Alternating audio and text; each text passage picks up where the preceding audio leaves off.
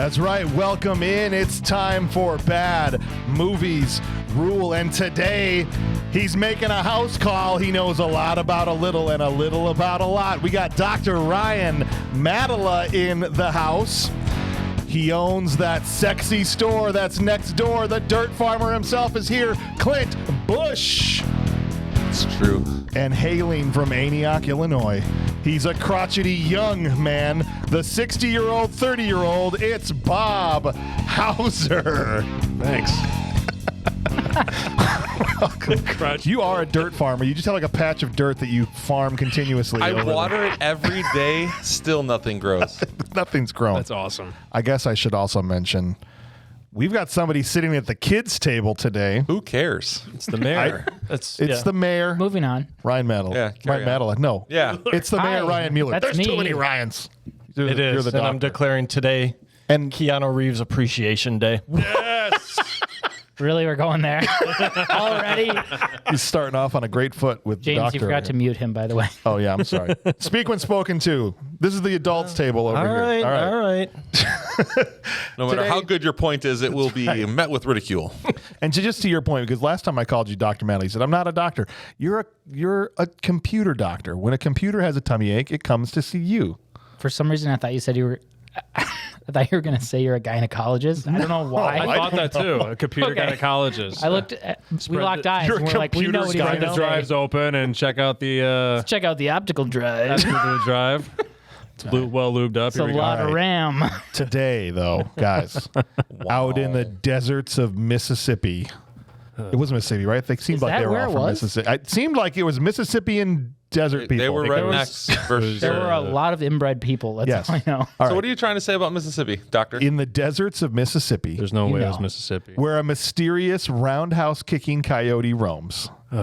It's an inferno. Why are we saying Mississippi, by the way? Can It was we desert. survive the desert heat? It's going to be an inferno. I worked Inferno and Desert Heat in there sorry. because Oh, you forgot Good Lord. Coyote Moon.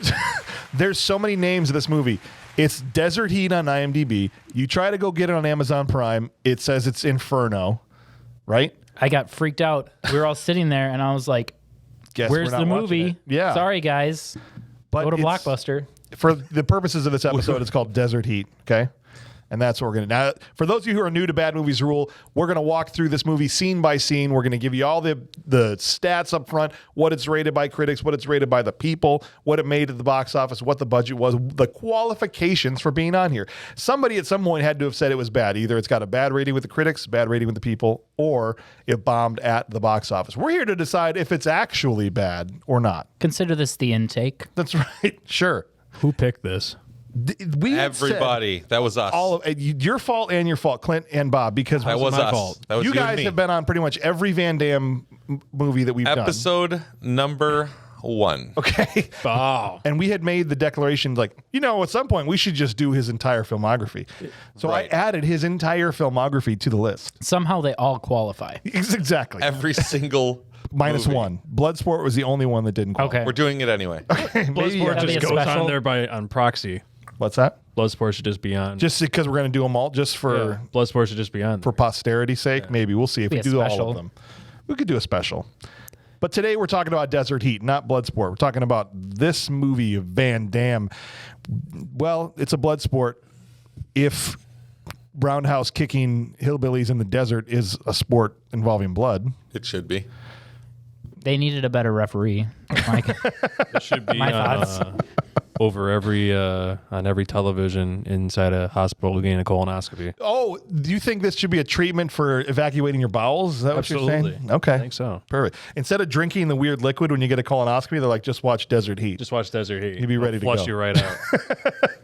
This movie, here's where it gets sad, okay? The movie was directed by not some schlub, not Danny Mulroon or whatever it was that originally said on the movie, but John G. Avildsen, okay? A great director. This is the guy that directed Rocky. He directed The Karate Kid, Rocky 5. All right, we're not going to talk about Rocky 5. I hated all of those movies. But he's a legitimate good director. And Which this was which his last movies did he do though that were good? Yeah. Rocky and The Karate Kid. Rocky. I'm just The kidding. Karate Kid And is the first legitimately Karate good. Kid. Yeah, come on. Yeah. No, I'm joking. Yeah. Yeah. So he's a great director. There's a whole, and I'm sure we'll get into it. There's a whole because you look at this and you go, why did this be? I almost said it sucked. I want to cut that out. I don't want to say yet that it sucked. You almost look at this and you go, okay, well, how did this come out of his filmography, given what the quality he had worked on, the quality of work he had done before, right? But then you go, well, you look at the backstory. There is a whole different version of this movie that exists that will never see the light of day. He had A good one? Yeah. Test screenings off the charts, test ratings off the charts. Everybody was going crazy for it. It was too long. Van Damme didn't like it. He wanted to re-edit the movie. The studio was behind him. Avildsen got cut out, and he said, don't put my name on it. That's why I originally said directed by Danny Mulroon or whatever. There was a big dispute. And so there is John's version of this movie somewhere that's probably fantastic. It's probably Release called, John's cut, That's what I'm saying. It's probably called Desert Heat, wherever the hell it is. right? If it was ever, I mean, he's sadly passed away. I think there's So, never one scene that has evidence of this. Yeah. But we'll get to that. That's almost at the end. So I can't wait to keep hear. listening. Can't wait to hear what you think it is. Now, here's where it starts to make a little more sense. The movie was written by Tom O'Rourke. Now, you want to know what else Tom O'Rourke wrote? No one cares. Nothing. This was it. That's it. That's the only thing he ever wrote. I mean, It's better than every movie I've written. when you reach your peak after your first edit, I mean, There is Viagra. Right. Like if you rolled out the first year that you were I ever. didn't need any. You don't need any, or he didn't need any. I didn't watching this movie. You did. When they use your blood as the basis of the Viagra pill, you don't need to ever do anything else again. Definitely not a doctor. What? Not a doctor. So we got John Avildsen, great director. First time, only time writer, Tom O'Rourke. Not a great combo. Movie star, Jean Claude Van Damme. Pat Morita, which makes sense why Pat Morita's in there, was the Karate Kid director. Danny Trejo, Gabriella Fitzpatrick also starred in the movie, among a few others. No. It's not Danny Trejo. It's foot rubbing in the desert, Danny Trejo. All right. Yeah, it is. Good clarification, but we'll get there. It's uncomfortable. He lost the bet. He lost the We're bet gonna talk hard, dude. The budget he for was this hard. movie, and here's the thing, it didn't get released theatrically. So the box office I have is not available. But the budget of the film was $15 million. Wait, this film that we This watched. movie Had a budget? That's had a budget lot. of Thursday. $15 million, and they never sold a single ticket. It was all DVD sales, and I don't know how much they sold DVDs of this. Not $15 million worth, I'm going to guess. Do you want me to try and find out? Well, I tried already, so don't worry about doing that. But I'm just saying, like, you spent $5 on it. I'm sure you own it. I do own it. Okay. Yeah. So, Bob. How many do you own That's of his 5. movies, though? I think I own. I haven't. Well, since now you can stream the last, pretty much all his movies now. I think I stopped collecting them in 2009. He's a quitter. Thank you, man. Yeah. How about you just keep going because, physical media is always better to have. Then you could lose the streaming rights to something in When a he day, started taking his movies very seriously, Yeah. they stopped being good. I got you. We stopped So- just having cheesy fun with it. When he stopped having fun, they stopped being good. So when he started having fun again, which is now, it's just like I got you. How many of you own Desert Heat over there at the kids' table? Do I know? I found it free, though. You found it for free? Found it for free. Do either of you own the DVD? No. No. I don't own. All right, so almost we any know DVDs, $5 that was spent on it in this room. So we just we can extraptrapolate that and say they probably made $25. $25 probably. I feel like pretty safe to say. we're not. You're kind of burying the lead here. Yeah, what's that? You're kind of diving in with what you think already. I think normally we wait till the end. All right, well, you don't know what I think. We just I didn't call you the fortune teller, Ryan Malley. You're a doctor. Well, I'm diagnosing you As someone who clinically thinks this movie insane. sucks. Yes. Well, you don't know anything about me. You don't know my life. Oh, that's very You don't. interesting. And let me write this down. Not on my outline where Oh, it says sorry. that I hate it. All over page one. We'll see. You don't know. Freudian slip, I see. You don't know. We'll see. By the end, maybe I'll change my mind. That's happened before. The movie currently sits at a 5.1 on IMDb, which Going is down. just amazing that this is in the fives. A big fat 0% on Rotten Tomatoes That's not accurate. and a 35% audience score. So a third of the people out there like the movie. 1, 2, 3. There's 5 of us, so there's a good chance 2 of us could possibly like it. At least 1. 1 to 2 of us. All right, we'll Possible. see who's getting a flip flop thrown at their face later on in the episode. It could go either way, depending on how James falls on it. It's not just about what I think. You're the one with It's the about flip-flop. what's true. So I don't know. You have attacked now, people. this is what we're bringing to you is truth, people. That's right. That's right. It's a pursuit of truth. It's a pursuit of understanding. If only James is right. That's right. Or else you get the flip flop. Now, that's not true. If 50% I of flip flop the people myself agree, sometimes. I've never that seen means you half of them are flip-floppers. wrong. At the end, if I say I like it, I'll throw a flip flop in my That own is face. true, Clint. Okay. Yeah. All right. In the interest of trying to get Van Damme to come here to America and roundhouse kick us in the face, I thought we were supposed to talk crap about his movie. Absolutely. But we're All not right? talking about So let me be the first to start this off. Van Damme, what's it like waking up every morning being a bitch? Oh, Okay, you think that's going to help? I don't I think that's really going to hope make it that to he the will cut. come roundhouse kick you in the face. You have $5 from me, sir, if you come do that. This episode is sponsored by Miller Lite. I'll buy And some Raid Shadow Legends. How come, listen, a grandma that sells crocheted napkins on her Etsy is sponsored by Raid Shadow Legends. How come we can't get a sponsorship? Bro, have you tried that from game, though, for Raid real? Shadow We're not Legends? sponsored, but have you tried that game? Raid It's Shadow funny. Legends? You're making I- it sound like we're sponsored by them, and now I you're know. doing a bit. No, but for real, I just started playing it again. Okay. That game is so addicting. It's also a Don't do commercial it. on every video and everything ever created. There's a reason for that. Okay. Money, All right. You guys want to dive into this plot? please. Can we just Is there a Let's go. plot? I'd say dive in, but it's a dry lake bed, so we're gonna break. Hurts. Yeah. Yeah. That So hurts. we're gonna break something. I don't Just want roll. You just got to get wrapped in saran wrap first and then be dumped into the dry lake bed. roll. More on that later. We're gonna roll into desert heat, where it starts off. On a Guess motorcycle. what? In the desert, Where it appears to be hot. in Mississippi, There's a don't- coyote too. as coyotes. Why do you think it's in Mississippi? There is zero evidence of this being in Mississippi. Every character that lives in this town is a hillbilly from Mississippi. Every single one of them. Doesn't mean Where it's they all Mississippi. move there We are going together. to lose every single listener we have from No. Mississippi. Maybe. Whoa, you all okay. from Mississippi gonna All stop right. listening to our show. What we gonna do? This guy's been drinking too much. All right, here. That's me hitting James with a flip flop. And you All right. say- Anybody and you from say I'm Mississippi, mean. I'm sorry. But let me say, maybe this town is a melting pot Oh, It's a melting pot of something. it's a of melting inbred pot. people. I don't They've know if all they're in- melted together, brother It's like and two sister families, alike. and it's just like, you know, sis, you look pretty. This I is, do you, know, wonder. you know what this movie is? This is what happened when you forget pre-workout with your cocaine and mix it with peyote. That is I the have, truest I thing have I've ever heard. legitimate questions about this movie, about this town, about where these people live. For instance, in this town, if you get divorced, does that mean you're still brother and sister, or are you just not husband and wife anymore? How does that work?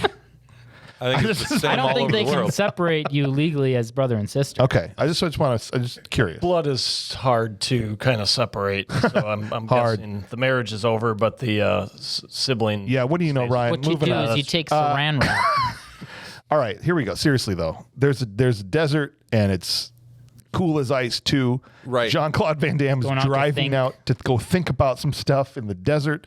Literally, he's going out there he's drunk and he wants to have a hallucination and kill himself. I don't think And I'm he- not lying. This is what I don't think he happened. wanted to have a hallucination. I think he was drunk and having a hallucination. He was actually looking for his buddy who lives outside of that town.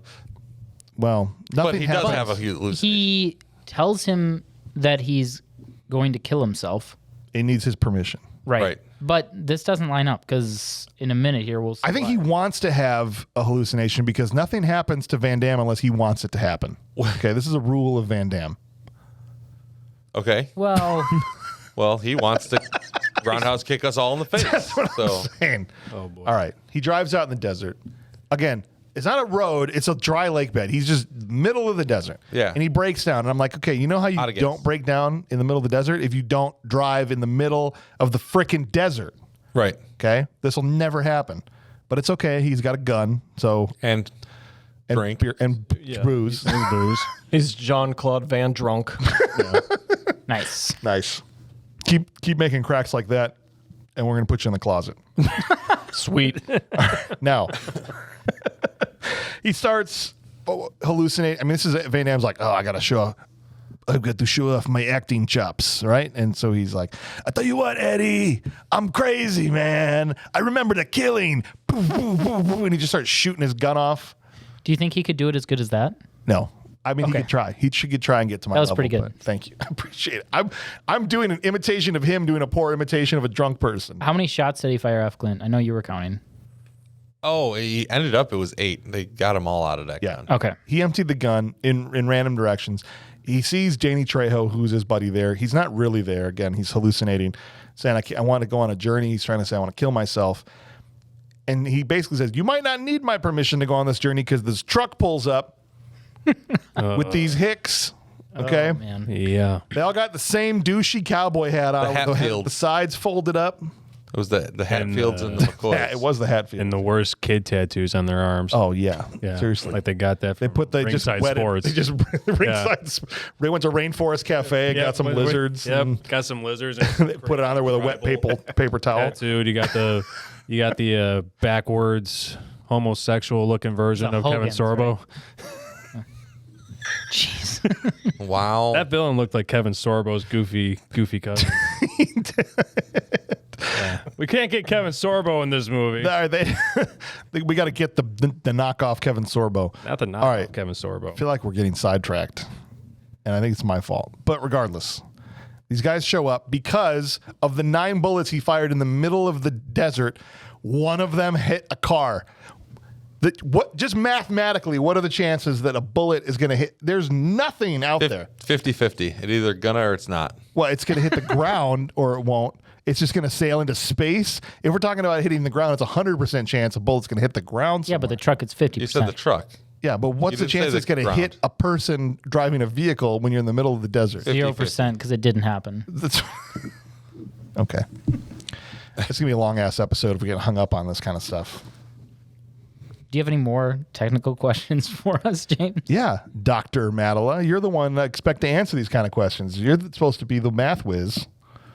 Okay, so anyway, when they start messing with them, they come up, they get out of the truck, they're like, you shot our truck, we need to apologize. And then the douchebag number 1 is like, That's his name. instead of apologizing, we just take this bike. And That's he's right. like, whoa, that's a gift from my friend. That's where I have a problem, though, is he's sitting out there in the desert going to kill himself, but he's got this present for his friend. Right. So it's like you're just going to leave it out there? And if you are, then why do you care if these guys take it? Well, that wasn't the intent that he was going to run out of gas there. He was trying to go to Six 'cause it Toes' broke house. down. Right, He okay. ran out of gas. I did not follow that very well. They've stumbled on the central mystery of this movie, which is what in the hell is happening at any time, and I don't what does think it we mean? figured it out yet. And what does it all mean? I got nothing. Because there is nothing. I got nothing. They ultimately shoot him. They take his bike and they shoot him.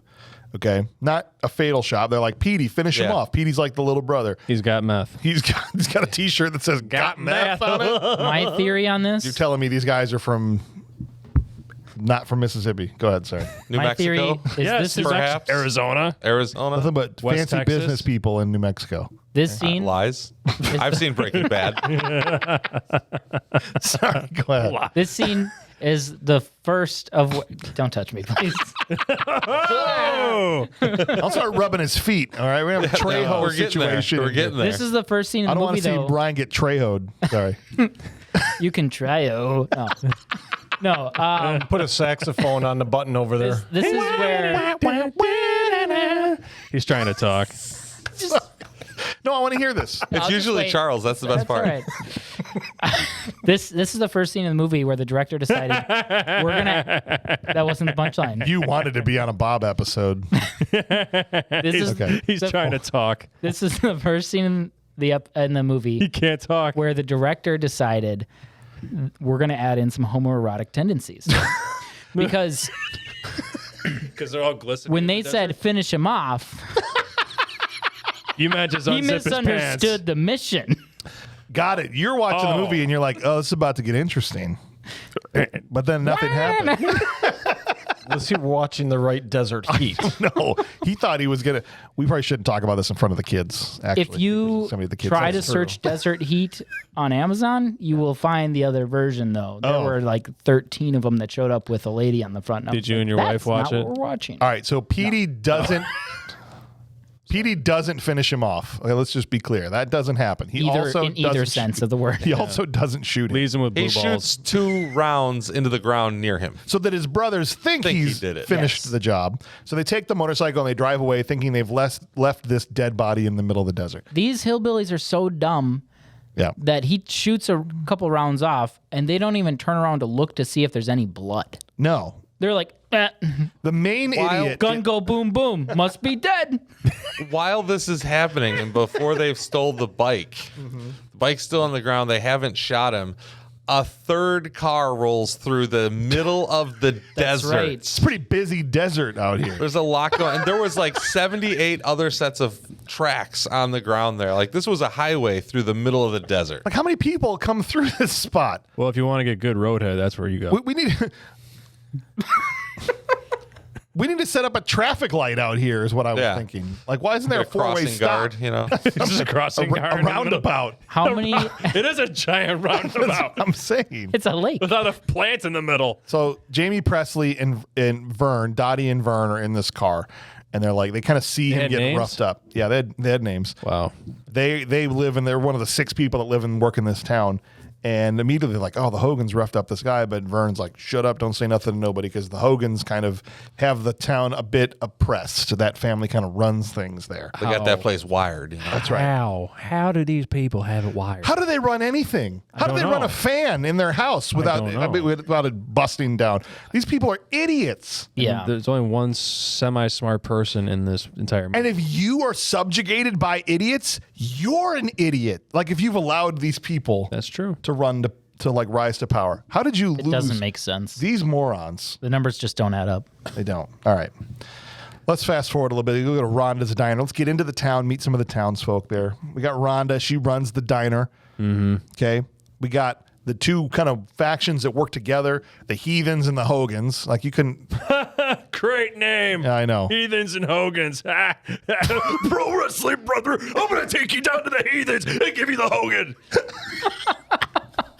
God, this movie sucked. What you gonna do? That's gonna get edited That's out. what I wanted to happen. That's what I wanted to have happen. Is at one point just lean into it. Just be like, "What you gonna do when the Hogans run wild?" What you gonna do when the Hogans run wild on you? That's right. They got close with the yelling. They did. Oh, Now, Oh my God. No, that's later. Dottie. Later.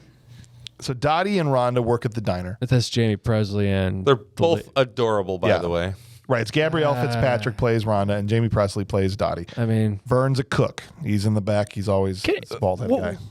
He's always being a douche. did anybody realize that Jim frickin' Hanks is in this movie trying to ask out Dottie? Yeah. Why? I don't. He's in the first scene, and then I like right before the end, which I don't want to jump too far forward. I was like, you know who never came back was that character from the first scene in the movie. But let me ask then, you a question: hi, how if you you had if you had a relative who was one of the greatest actors ever to walk the face of the earth, I would not follow or be an actor. I would actually try to be a pole dancer or a midget wrestler. I would go the complete opposite direction. Maybe he is. It's a lower How bar. do you know? You don't know. follow that guy around all day. You don't know what he's doing. I don't know what he's doing. I'm just the, seeing him in a couple the midget movies. was the wrestler, not the pole dancer. Yeah. I mean, midget All right. wrestling, pole dancing. So the other person we Polar meet, bar. the other Polar person we bar, meet yes. Like in the diner is bumper Jubal. dwarfs. The other person we meet in the diner is Jubal. Jubal is played by Pat Morita, and he's sitting there, and he seemingly sits there every day, and he's waiting for his wife Birdie, who has been gone for 3 years, but he pretends every day like she's going to show up, and so you're just like, well, this guy is crazy, because he sits here and nothing ever happens, and no one ever shows up. Still And he's reading British. a World War Do you want- II. Yeah, he's reading Yeah. a World War II newspaper. Yeah. You want to know why else he's crazy? Why is that?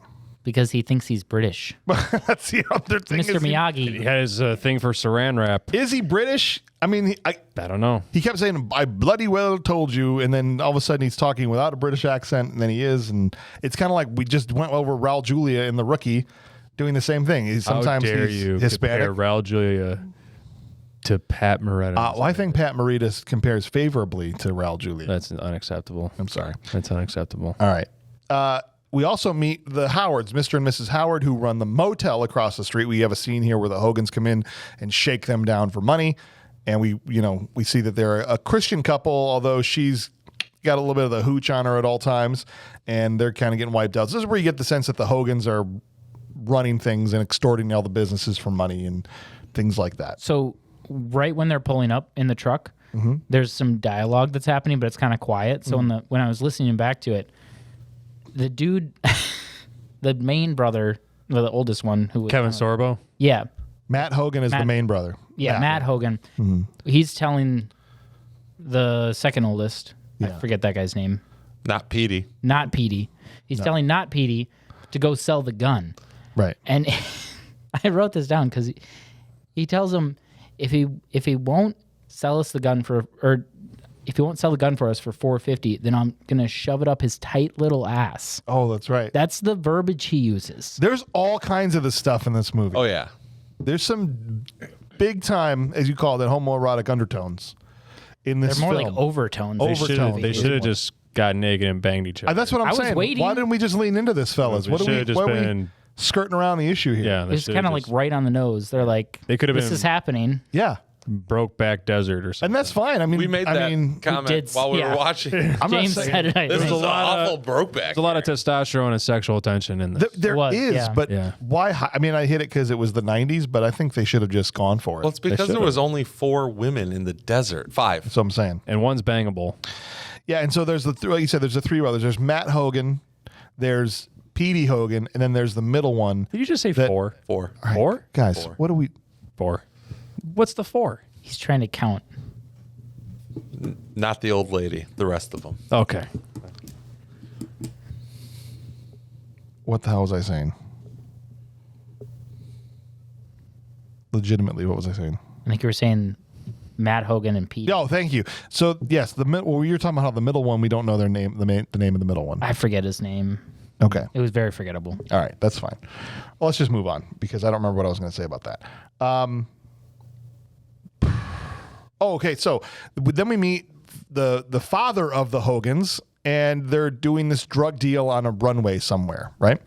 And so he's basically as much of a turd as you would think he is based on the sons that he produced because he's a total dick to them. He smacks them around, calls them idiots. Yeah. Played by Larry Right. Drake. By Larry Drake, right? Yeah. And they do this drug deal, and they've got a chemist with them. And how can you tell he's a chemist? He's got this white lab coat.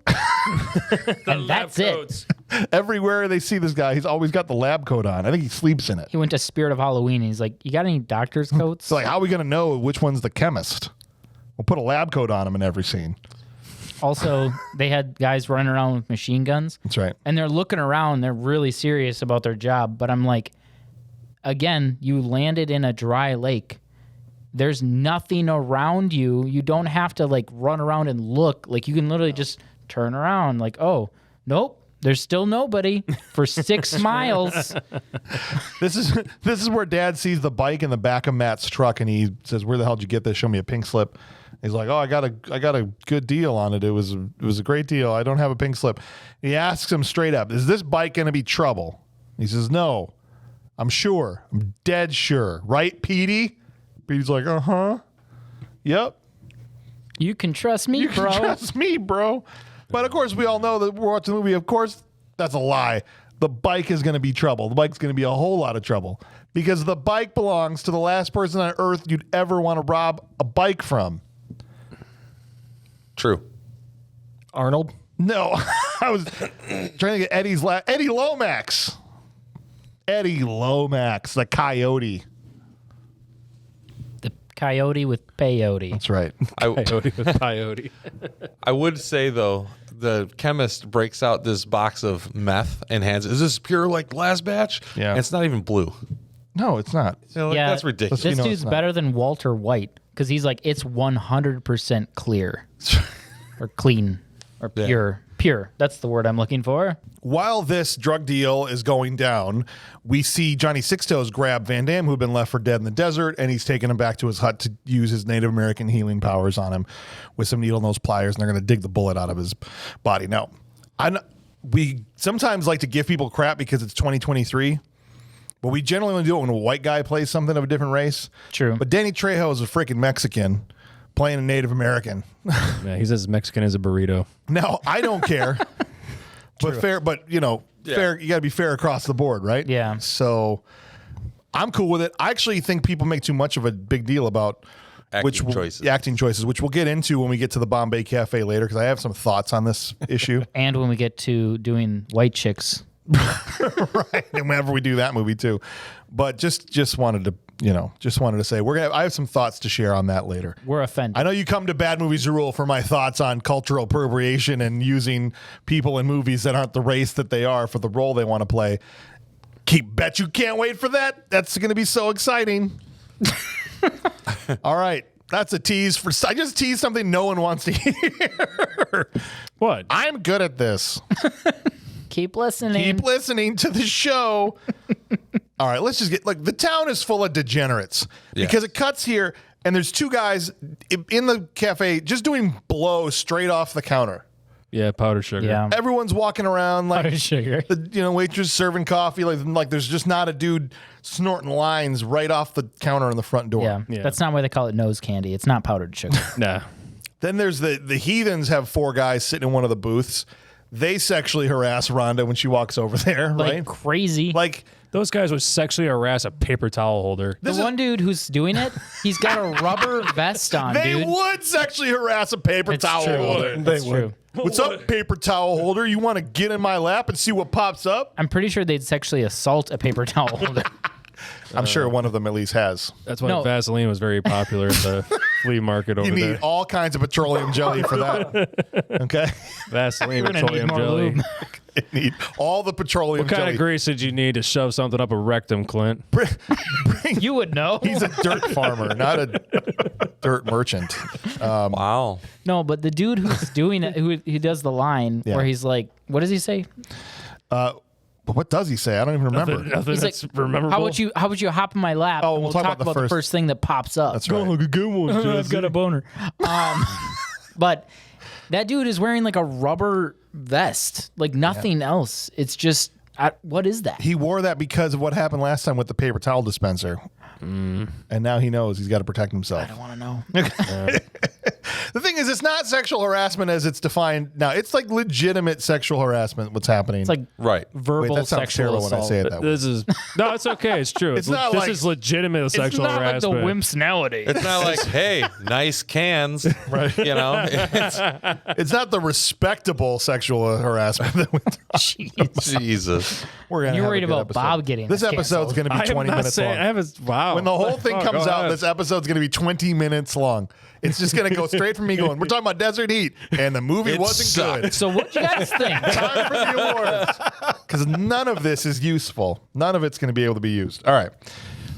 The heathens are in the booth. They're being awful. Then the Hogans come in. It's just like you very soon realize that there's 4 normal people in the entire town I don't think they were that normal. Normal Okay. by proxy, not by proxy of these actual. other people. That's actually why I think they made the bad guys go so hard. Is shut up, Bob. No, that's why On the they paper had towel them lean dispenser. into it so much. Is Lean into the because paper towel dispenser. That's why they had Use pressed both in forearms. Sorry. He pressed in. He said press. No, but so they were I just agree like with, yeah. drop. No, sorry, but I think it was actually to make the normal townspeople in quotes Yeah. seem more normal because these people are crazy. They are. Like they're psychos, dude. All of them. All right, so here we get to one of the first most important scenes in the movie. And it's I never thought I'd ever see this. A 5-minute foot massage scene where Danny Trejo Yes. is rubbing Jean Claude Van Damme's feet, and he's doing a good job. He's doing Yeah. fantastic. I mean, I was with it until he started sucking on his toes. They kind of lost me there. This is why they call it 6 toes. I was trying to It's figure out like, what is happening in this does scene? Van Damme have underwear on, or is it just kind of like a towel? This is what I'm saying. He carefully, expertly put him into a diaper. And then he rubbed his feet. He's not doing the little actory, I'm pretending I'm rubbing your feet for the scene. He was legit. Just getting in He's there. getting in there. He was doing the thumb grind into the side thing. It's working it, man. And there was legitimate tension between the two of them. And this is the first scene where I really noticed it. Yeah. I'm not just making this up to try and be funny. No, there was like sexual tension between Danny Trejo and Van Damme in this movie. it was a little muggy up in that room. Yeah. The screen actually started fogging up a little. Mr. Mayor, how do you feel about sexual tension between Trejo and Van Damme? Who cares? It was it was definitely there, but I get it. The feet don't, they need to be rubbed down, right? They need to get in there because how are you going to kick dudes in the face with like That's true. I mean, Oh, he was prepping feet his that feet aren't for exactly kicks. what I've Prepping his feet what for I've got to kicks. say though is when you are healing up from a bullet wound to the right side of your chest, a foot rub is absolutely Right. top. top of the list. He's like, these feet aren't kick ready right now. We got to get these suckers oiled up, rubbed down, loosened up. But did he? This is where that would have been okay. But then he sang to him while he was doing. While it. he was doing it. God bless You're gonna him. sit here and tell. All I could think about was Sam Jackson in Pulp Fiction when Travolta says to him, Giving a, I could use a foot rub. You gonna give me one? And you all know what Sam Jackson said, F you to him, right? Like, you give a dude a foot rub? he gave a dude a foot rub. Do it a lot? And he sang to him. What did he say? Whiskey and women. Cigarettes. Whiskey and women. Yeah. It'll drive you crazy. Extra lube. but my foot massage won't. That was verse 2. He cut before I got there. That's in the John Avildsen cut.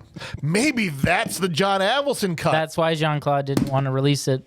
This is That's it. the world wasn't ready. They didn't know the camera was on. It was that wasn't even part of the movie. He just kept filming. It was Brokeback before Brokeback. yeah. They didn't know. Yeah, he was They definitely weren't ready. The muscles from Brussels.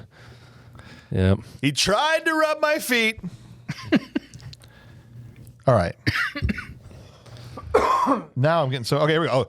So now we're gonna take a step into the next location. And really, this movie just kind of does this. Just meanders from place to place. After we cut away from him getting his foot rubbed while he's being Serenaded. Thank you. We now go to Eli's Emporium, which is this other shop in town where these two guys that were doing blow off the counter in the diner have now left there to go to Eli's Emporium to do blow off that counter. Okay. This is like a military surplus kind of pawn shop type Yeah. of thing in the middle of this town. There's Emporium. Yeah. High class. there's 3 buildings in this town. Right. There's the motel, the restaurant, and Eli's. At and least that's There's a it. church As too. it's, at And the least church, as it's presented to us, that's the only 3 buildings we see. Howard, there's a population of 4 plus like 16 bad guys. Right.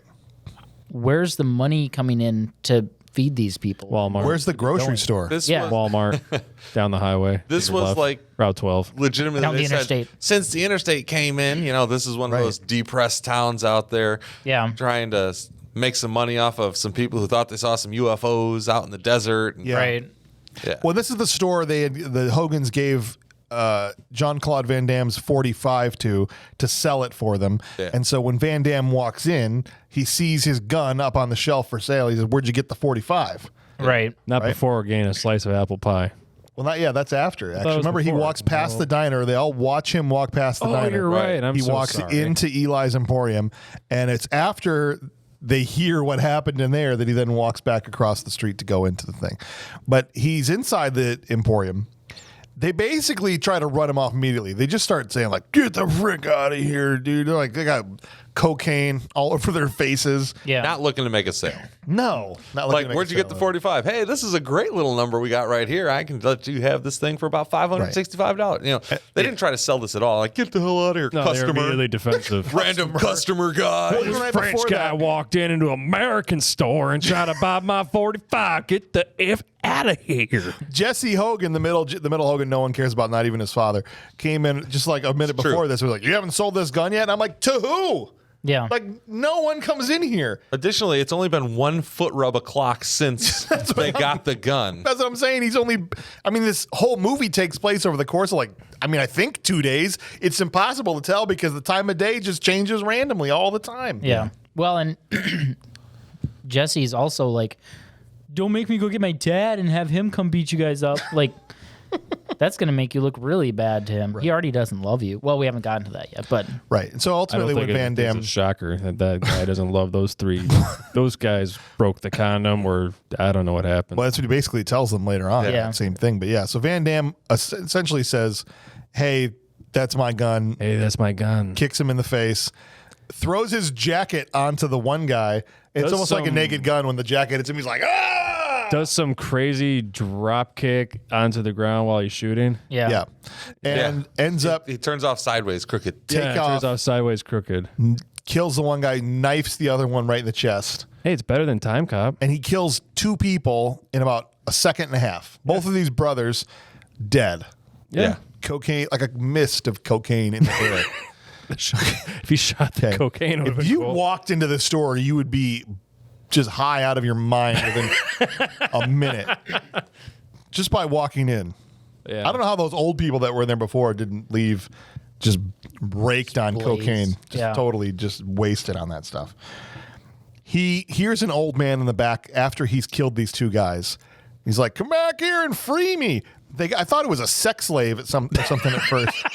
Could have was. The It probably gimp. was. It was or the gimp. It was this old man, Eli, chained up to a lazy boy. Right. In the back, and we find out it was his store. These are his nephews, and they basically chained him up and waited for him to die and just took over the place.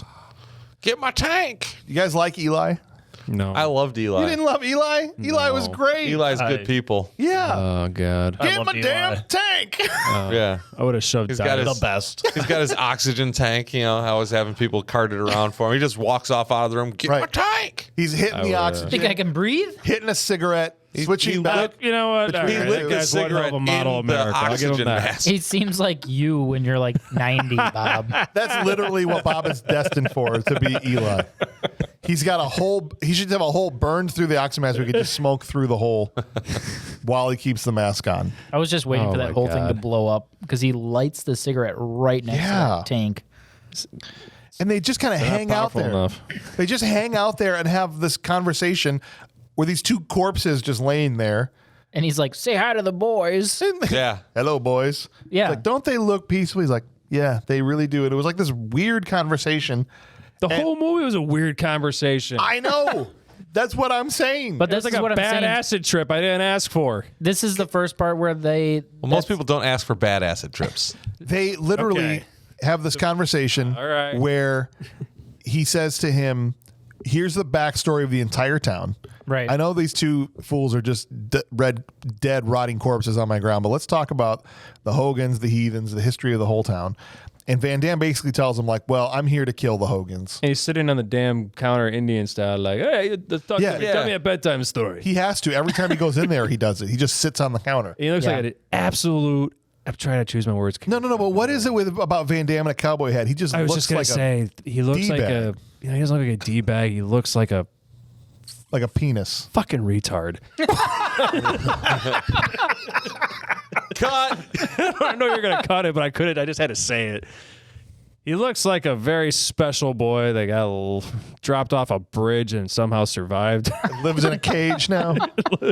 Yeah, he lives in a cage. Like his parents just stroll out to the middle of nowhere, dropped him off the bridge head first. He hit his head, didn't die, and he made his way back to New Mexico. The good-looking penguin. Mississippi. It's a good-looking penguin. basically. Oh yeah, it's the plot to Batman Returns. I'm Yes. sorry. Yeah. That's okay. Wow. I like it. Spoiler alert.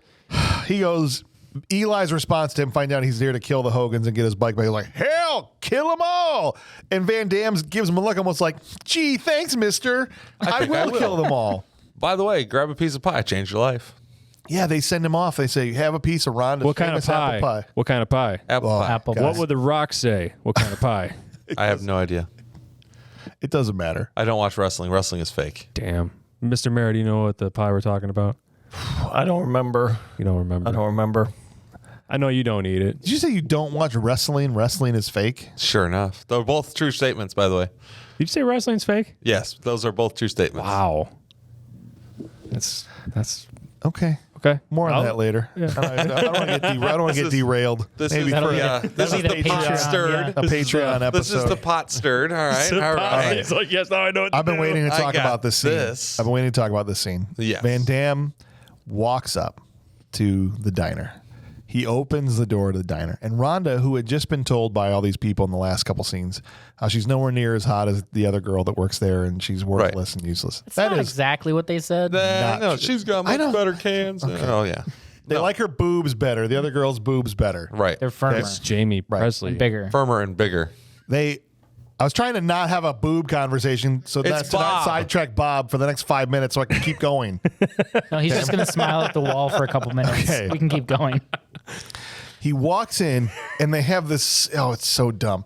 The minute their eyes meet, they freeze in place. They literally start playing the music from The Princess Bride, right? Yeah. Like he could literally. That was the most out of place music ever. As You Wish. Yeah. This is the one that left them all behind. I'm like hearing the grandpa talk Yeah. while this music is playing, and I walked from a Western to a medieval times movie. I've never seen so much sexual tension over a piece of pie in my life. It's a metaphor. He's just like, For I vagina. know you would think it was a metaphor. It wasn't. There at no point did I get the sense they were talking about her vagina in this scene. It looked like a vagina on a plate. Did you zoom in What on are that you thing? talking about as a Did you piece of zoom in? pie? The slice of pie on the plate, did you zoom in on that? All pies are cut in a V shape, Bob. And what does V stand for? Wow, Bob. I'm gonna have square pie Bob, from now just jump in front of a freaking truck. on. Hey, Ryan, sir, Yes, sir. come over here, Bob. No, I'm not giving up my seat cock stand. Okay. All right, now. Well, I did the rookie. I had to bleep you like 9 times in that episode. Really? Yes, you make so much work, extra work for me. I couldn't help it. Okay, they're literally staring each other down. Every line of dialogue is like the way it's spoken is slow. Like he goes, "That was a great piece of pie," and she's like, "Thank you." Yeah. Yeah. Hello, I want some pie. I hear it's famous. Oh yeah, it's famous. You want some? I'll give you some pie right here. Oh yeah, I like that pie. That's literally. I'm not kidding. It was dripping. Yeah, it was. And what's your Yeah. name? Gross. Oh, Eddie Lomax. Oh, I'm Rhonda Lomax. Wait, no. Yeah, that's she not right. says his last name. We're Rhonda married and have Reynolds. 3 kids. Like, She literally Yeah. breaks her brain. That's how it works. That's just how it happens for. What's funny is this is the only interaction they have for the majority of the movie. And after this, and all that happens is they share a piece of pie. He walks up and bangs his head on the door as he leaves as a joke? Yeah. Question mark? yeah, because he smacks it. Everyone's like, Seemed that way. oh no, we care about this stranger for some reason. And then he Smacks turns his head. around with the Mentos. And he's like, I did it. The Mentos commercial. Yeah. And then, that's the only scene they share together. And then they're a couple after this. Yeah. Ish. Not a Sorta. very faithful couple. No, but they're basically a couple after this. Strangers with benefits. Not even strangers with benefits. The next time he sees Johnny Sixtoes, he's like, you should marry her. Yeah. That's true. Your journey's not over, and neither is hers. Not before you. Well, what did you? So this is where Jubal stops him right as he's walking out, and he's like, Yeah. I'm gonna come with you and be your sidekick. Birdie sent you, right? Because she said she was going to get me a job as a handyman. And he's like, great. Hello, Governor. I'll be a handyman. Van Damme says, I could use a handyman. And Yeah. he walks Pat Morita over to Eli's Emporium, and he's like, oh, there's 2 dead bodies here. Are you handy getting rid of dead bodies and bloodstains? I'm gonna need some Manisa, like a saran wrap. yeah, saran wrap that's like 600 feet or something. He's Yeah. totally chill about it. Like Oh, he's yeah. done it before. I'll get Yeah. this cleaned up. No problem. Good thing he has a dump truck, even though all he does is sit in the diner every day for his whole life. Yeah. Where'd he come up with that thing? Well, he's a professional cleaner. Who knows how many bodies he's dumped. That's coming from the kids' table. Where Bob should be. Oh, you always want me at the kids' table.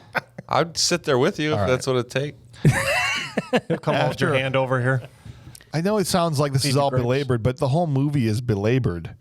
And so it takes a long time to get through all this. So Pat Morita dumps the bodies. Eddie says goodbye to Rhonda. They have this awkward meet cute, see you later thing. And then he checks himself in. Van Damme checks into the motel in town. Right. Not after we witnessed Okay. a singing lady with snakes on her.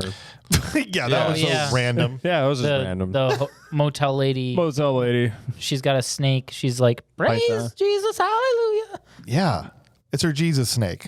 She how they can't do it. worship without it. I Yeah. think the snake's name was Jesus. It might have been. Oh, that would explain. So it was a cult, lot. and they worship the snake. Oh, That's wow. what it is. Wow. And another thing happens in this movie that I wasn't. Have you been saved? Yeah, there was an evangelism scene in the middle of this movie. Yeah. But right after that, then she goes and turns to her husband and she's like, first of all, she's ogling his butt. And then she's like, she looks at her husband and she's like, I don't think he's a rapist. Oh, right, That's because the husband had been saying, "We don't know this guy. What is he a rapist?" Right. And then she looked all interested. like maybe. maybe. If we're lucky, you Right. should be so lucky. This old lady. is like, I don't think he's a rapist. All he did was compliment her hair, and she was like, "He's not a rapist." Yeah. Yeah. All He couldn't rape me. I'd say yes. All this just to get him his hotel room is a 5-minute scene. If Van Damme banged her, she would evaporate into dust. Oh my god. It would look like cocaine and pre-workout powder. It'd just be but dust. It would just be dust. All right. Eddie wakes up the next day and he's like, all right, time to divide and conquer. Eddie's plan is to get the Hogans and the Heathens to fight against each other. Not a hard task at all. Not a hard task because Bang my sister! it's a Everyone. it's a tenuous alliance at best. Okay. So he gets up and he's like, Eli's like, here, take my truck. They all hang out at the Bombay Cafe Roadhouse about 15 miles away. Right? Not the good Roadhouse with the Swayze. No, there's no Dalton at this Roadhouse, although they could use one when you see what it's like when it gets there. This, But they all, like, him and Pat Morita wave, like, have fun storming the castle. You know, like, they all wave, good luck, good luck. He leaves on his bike or in his truck.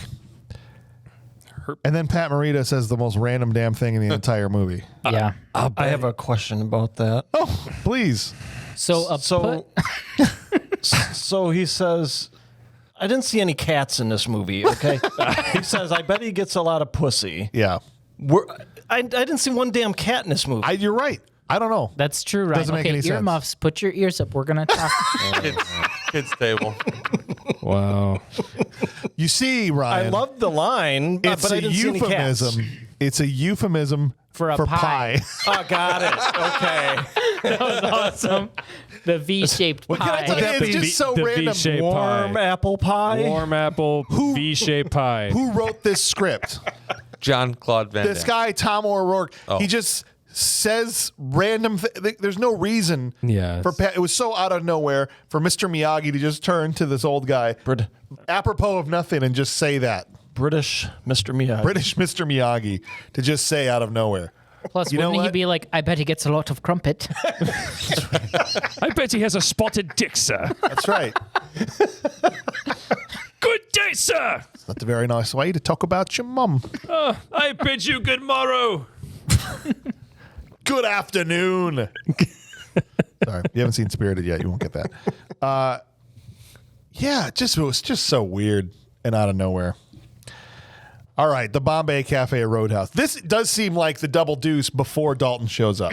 This seems like the kind of place that Bob would hang out. You pull up in your truck, and guys just start flying through the window, fist fighting each other. You know, Yeah. like, this is the kind of place. Ran by a white Indian. This is okay. Let's just The other kind of Indian. The other Indian. with the dot. not a Native American Indian, but Nice. No. That's the way to describe that. From the country of India. Thank you. Come again. We love this country very much. okay. All right. Let's pause because I Okay. can't put any of this in. From the country of India. Yes. Where they made the East- lovely book of the Kama Sutra. We're going to go with East Indian. Yeah, East Indian. West Which they Indian use and liberally. East But the Indian. name it's Vincent Schiavelli is his name, right?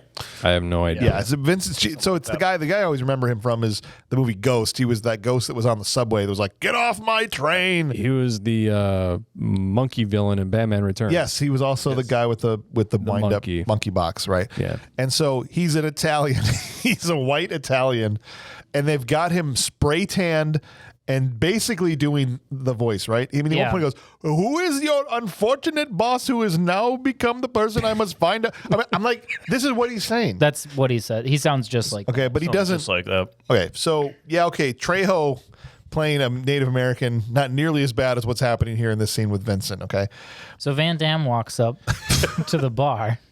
As two girls are getting pulled out of the bar because that's what happens. Women just get treated like You said you're going to take us to the bus stop. He's cannon like, "Shut up." fodder and slapping. Smacks him. Just Yeah, it's pure like it's, smacks them. in any action movie, as soon as the good guy shows up, the bad guys start literally falling out of the building, Yeah, Yeah. doing horrible things. We're terrible people. Come kill us. Right, exactly. I'm gonna punch my porty boob girlfriend right in the chops. Here we go. More on These that two, later. Boom and then these job, two lady. leather-clad chicks are basically saying, we don't want to dance anymore. You promised to take us to the bus depot and get us a bus ticket, right? And then Van Damme walks up and says, can't we all just get along? Rodney King. Rodney King style. They all stop and look at him, okay? He's got this wanna dumb grin get on his along. face. A really dumb grin. A really dumb grin. Then this guy that's standing, this is important, behind everybody says, hey, I think these girls are into this guy. Yeah. Yeah. So within Like, seconds, the You can't girls are. even see their face. What do Yeah. you mean? How do you know the girls are into him? And Van Damme looks at the main guy who is like beating on these girls, and he's like, "You're a very naughty boy." And then gives him the doomy eyes. Yeah, Yeah. and he's like, "Do you want to rub my feet?"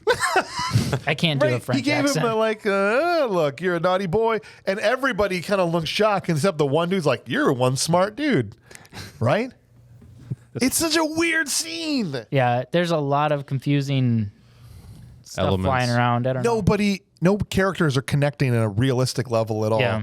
It's just them spouting dialogue back and forth that makes Yeah. no sense. And then the smartest guy that was standing there goes, "Make him dead."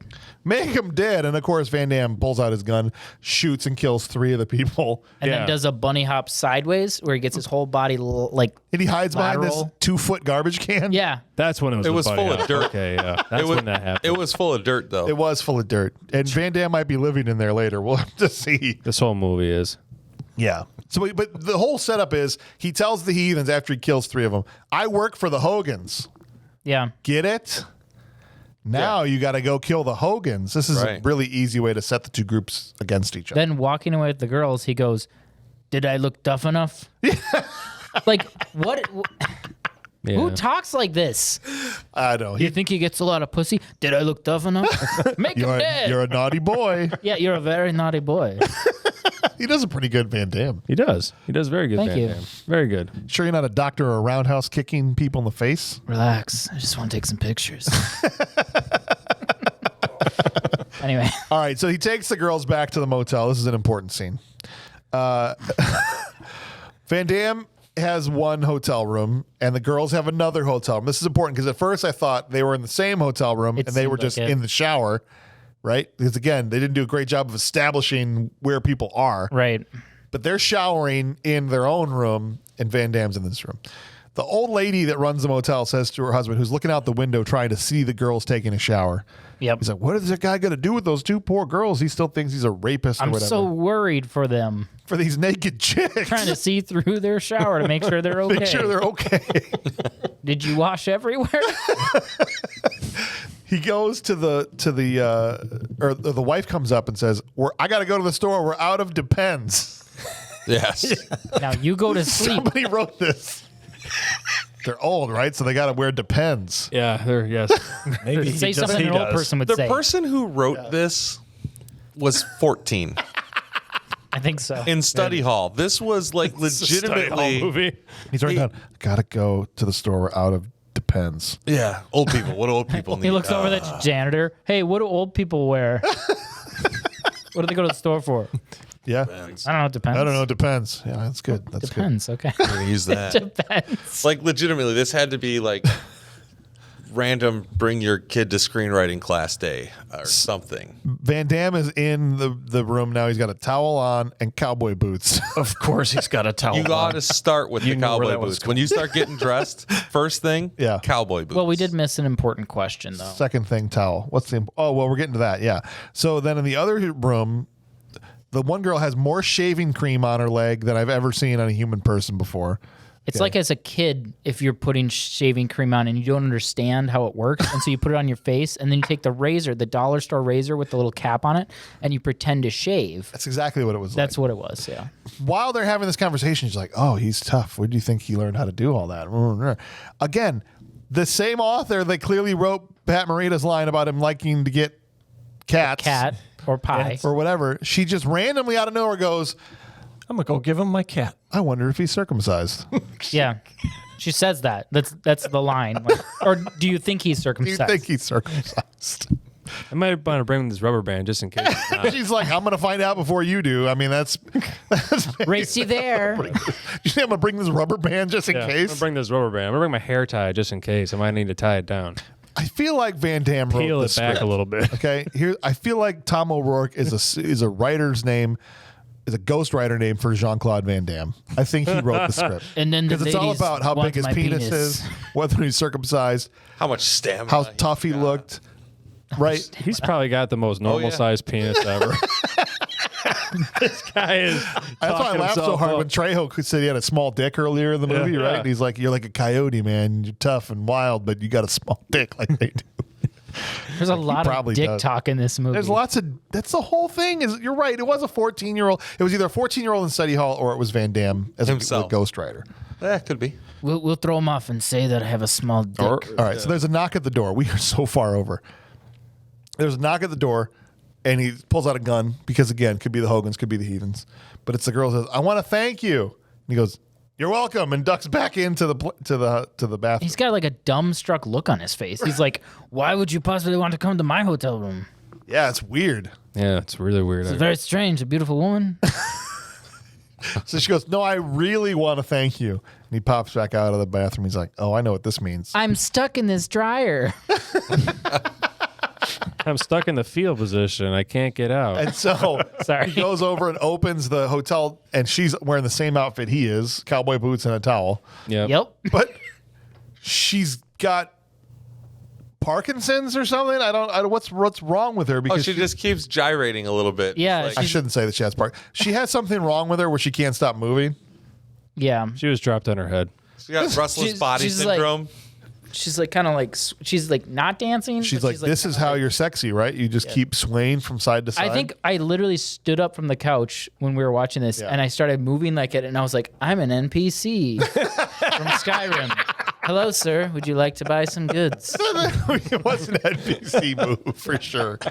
These are the best goods in Quickly, we must get there." She drops the towel, brown chicken, brown cow, and we see the old lady who is not going to the store to get Depends. Nope. She's going over to the motel room. I thought to knock on the door and join in. I thought it was going full 4-way. Yeah, James stood up and was like, would've been- "I'm walking out of here if she gets in this room." I literally predicted it. He gets up. I was like, if this happens, I'm good. I'm out of here. And then as she walks over there and peeks through the window, he stands up, starts moving to the door. He was standing by the door at my house, like Yes. ready to leave because he was like, "This better not be happening." But all she does is put a straw in her hooch, and she's going to watch and enjoy the show through the window. Yeah. Did you catch what she says? No, what does she say? She says, "He's spreading joy to everyone." Oh, God, I missed that. This was a Christmas movie, you guys. Oh, Van Damme definitely wrote this. This Had had to to be. He's spreading joy He's with his spreading wiener. something. Wow. Now, as she's watching, there's another knock on the door. And I don't know how else to say this other than Van Damme opens the door while continuing to Bang. bang this chick. Yeah. Up against the wall Get his eyes poked Right. out Like by he's her. just like holding her. by dagger tits.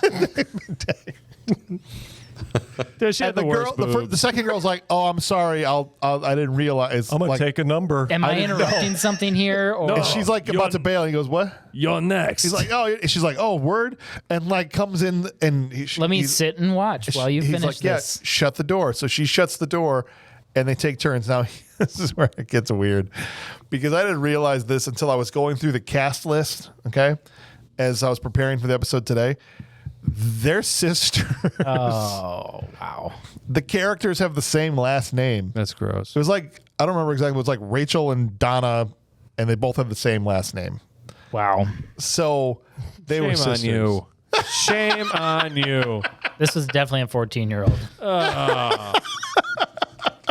Van Damme's just putting his fantasies in It this movie. was a small town. He probably okay? he probably lived this fantasy. I'm And sure. so Van Damme wakes up the next morning, and they're both asleep. She's like, where are you going? I'm going to ride my bike or some. And dumb- she's like, "Yeah, where does he get the energy? Like just another way of saying, oh, you did us so hard and long that we can't possibly get up and do anything. We're not getting up before 2 p.m. You're the man. And I'm just, that's when after that line is when I sat there, I think, and I was like, I think Van Damme wrote the script. Yeah. Van Damme had to write the script. That's what I'm saying. Then he walks around the corner of the motel, Right.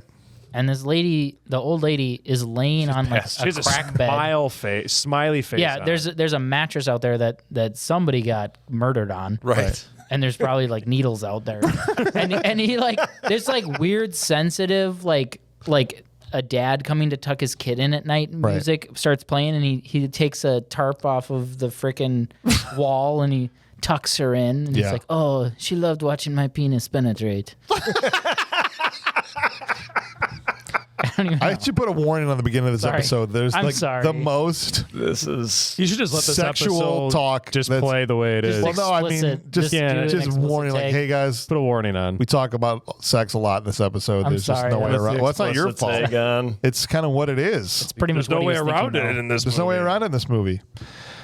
All right, so this is one of my favorite scenes after this. It cuts to the heathens who have now, 3 of their guys got killed by what they thought was the Hogans. They're pissed, and they have this, what I call a campfire screaming session, Yes. right? Yeah. Yeah. Where they're all just, like Will Ferrell character from SNL that couldn't modulate the volume of his voice? This is them through the entire scene. Oh, yeah. Yeah. All at a 10, everybody's screaming every line of dialogue. Yeah. I felt bad for the one female in the group. Yeah, who they licked her face or whatever. Yeah. I don't know about you guys, but we got to do something about the Hogans. And the next time they come over here, we're going to get them because we're tough bad guys. Hey, has anyone seen my Snickers bar? 'Cause Yeah. I'm getting kind of hungry over here. I need to get to the store. You guys need something. Like, Depends. literally. And not just this scene. This is a line of demarcation in the movie where from this point on, almost outside if your of the last one name started with an H, you yelled. Yeah. they almost for the rest of the movie yelled every line they spoke. True. The bad guys. True. Other than the emotional, I say emotional and I chuckle, but the scene between the Hogans and their dad in the car, which comes up in That's a minute. good stuff. But other than that, they pretty much are screaming for the rest of the movie from this point on. Just testosterone. It gets so grating lack thereof. that halfway, I'm like, this is the worst. They just shut up, guys. I feel like the director was like, we need more energy. Like louder. The heathens then attack the Hogans. So now we cut to the Hogans and their, Daddy Hogan and his 3 idiot sons, Matt Hogan and the other 2, are in the truck and they're driving. And Matt Hogan, the worst of all of them. God, he sucks so bad. The main brother. Yeah, he looks like Kevin Yeah. Sorbo's gay cousin. Yes. And he is like, hey Paul, how come you like Petey better than us?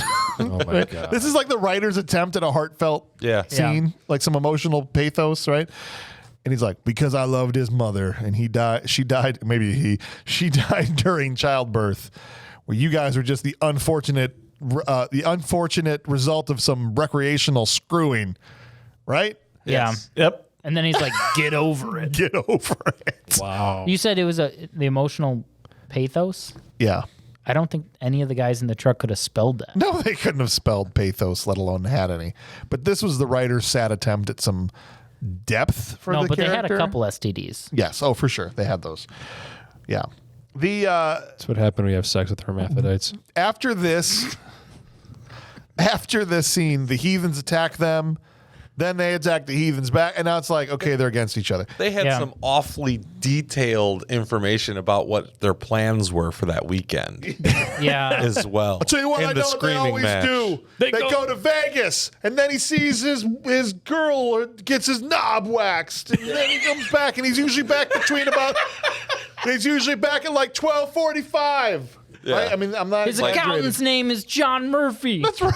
It's John Murphy. It's his knob. No, that's true. That's the line of dialogue. line. I It's a didn't line make of that up. dialogue. He says he that gets was his knob actually- yeah. waxed. That was Wow. That one was. I wasn't the paying accountant. attention. All right. So The accountant part Movie was wrong. sucks so bad. we get to this point where now the Hogans are coming back against the heathens. The heathens are at their campfire, burnt out oil rig place that they live. Yeah. Yeah. And the Hogans sneak up and they have this gunfight. And all the while, Van Damme is set up on this like tower perch pretty far away. Okay. And he's taking pot shots at some explosive barrels while they're fighting each other to muddy the water, so to speak. Why would you just keep these explosive barrels around everywhere? They're strategically placed. Ever played a video Right. game Have you before? ever looked Why at does them? anybody ever have them around? You looked at them. They're strategically placed where the NPCs are going to be standing. You gotta wait for them to walk past it. Right. Though. And one of the funniest things happens after like the second or third barrel he explodes, the guy with the greatest vision in the history of Earth goes, "Hey, it's the guy from the Bombay Cafe up on that tower." Yeah. And you, 600 we can't even meters see him. away. Yeah. Can't even see anything. They've got a wide shot where he's supposedly somewhere in the frame, and I can't even see him. Yeah. I can hardly see the tower in the scene. Sniper at 600 yards. Yeah. Yeah. Oh, Where's the ketchup? look, it's Eddie. Not only did they know there was a guy, they knew who it was. Yeah. Right. Okay. But even before that, the Hogans and Heathens are fighting, and they have a conversation Over gunfire. Yeah. over A yelling gunfire conversation over that they need to have for the plot. Yeah. Yeah. In order for them to understand that they're being double crossed. So just imagine Why a are you hail guys of shooting at us? yeah.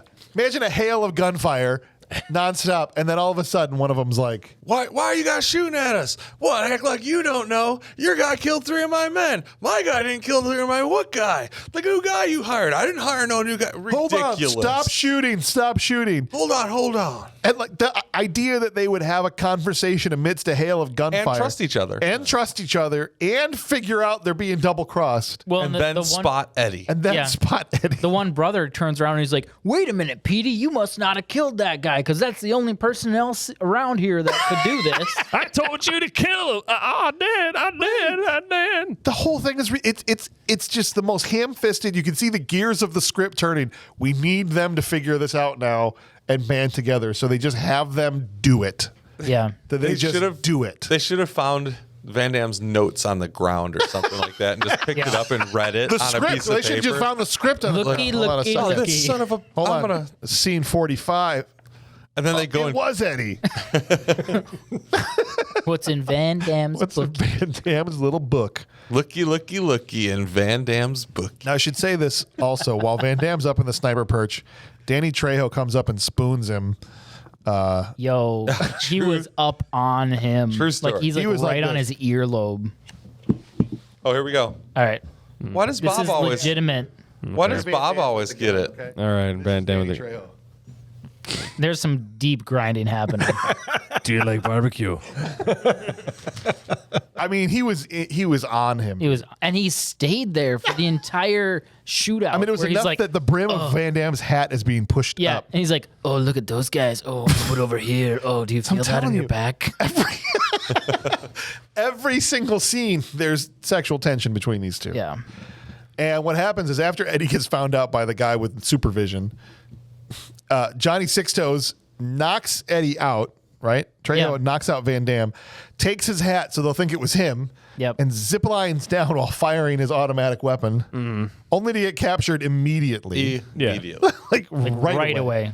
Yeah. They go to hang him. Now they got him up on top of this, I don't know, husk of a building or whatever it is. Rednecks climb fast. They do. Yeah. They're like, we're going to hang him, get a rope. That's It's how like they catch that- raccoons. What was that old commercial?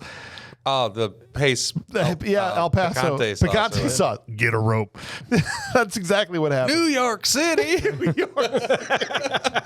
Exactly. They get him up there, and this is where he starts yelling that stupid dialogue about, "You should marry that girl. Yeah. Yeah. Her journey's not over yet." And they tie a rope around us. I'm like laughing because it's a lynching scene. I don't know why it's funny. But they dump Trejo over this, like, I don't know, it's at least a 15-foot drop. Yeah. And And he snapped hard. he snapped hard. But like these rednecks are really good at climbing, really good at tying nooses, but not so good at tying regular knots onto other objects. They're like a cat with a mouse. They don't really know what to do once they get it. I didn't think I'd get this far. Regardless of how, I mean, it still should have snapped his neck. Sure. Yeah, no, that I thought that I was worried because all of a sudden Yeah. he started wiggling right after. I'm like, how did they get him to drop like that in real life? Like, Yeah, no, for sure, because it was a violent snap. yeah, But he survived that. The rope then comes loose. He falls to the ground. He's like, "You guys can't do anything right." And then they shoot him. Yeah. They just lean over the ledge and just shoot Trejo on the ground. yeah. Van Damme the whole time is howling like a coyote. I'm not making this up. Literally howling, like they had a coyote howling and Van Damme's just mouthing. Van Damme's sneaking around. He fights almost no one in this scene. He just goes from bush to bush, going like he did in the motel, going. "Howl!" Yeah. Ends up sounding like a perfect coyote. Yeah. I've seen lots of Van Damme movies. This is the part where he's supposed to be kicking people in the face. Yeah. Right, not howling like a Hey, coyote and the line confusing should the have been, people. "I So bet they that drive guy-" their motorcycles in circles and they don't know where the dog is. The line should have been, I bet this guy kicks a lot of ass. Yeah. Not gets a lot of ass. They You know what I mess mean? up This our- is yeah, they mess up the Right. line, but then they're like, just keep it. Just keep it. We'll change the script. Ultimately, he's able to scoop up Ed. So Van Damme rolls in on a dirt bike. He scoops up Eddie and is able to get him back to his hut. Now, Eddie lives in a shack that's basically 3 walls and an open face. It's like a lean-to. It's like a lean-to. Yeah. With like a window, right? And it's the middle of the desert, which first of all is ridiculous because it gets really cold at night in the desert. And so there's no way this guy survives in his 3-walled hut out in the middle of nowhere. Okay. Yeah. But he gets him there and he finds out that he's basically already dead. He tries to sing him. He's like, I know it'll resuscitate if I sing him the women, whiskey, and cigarettes song. he didn't rub his feet though. But he didn't rub his Never feet. This once is what rubbed happens. his You gotta, feet. Van Damme didn't want to do what he really needed to do when push came to shove. Yeah. So Eddie dies because Van Damme didn't want to rub his feet. So Eddie quits Van Damme. No, Eddie is Van Damme. Wait, Johnny dies because Eddie didn't want to rub his feet. Yes? Yes. We're all on the Yeah. same page here? True story. Okay. Accurate. The next Shut hilarious thing that happens. Yeah, shut up. Damn it. Hey.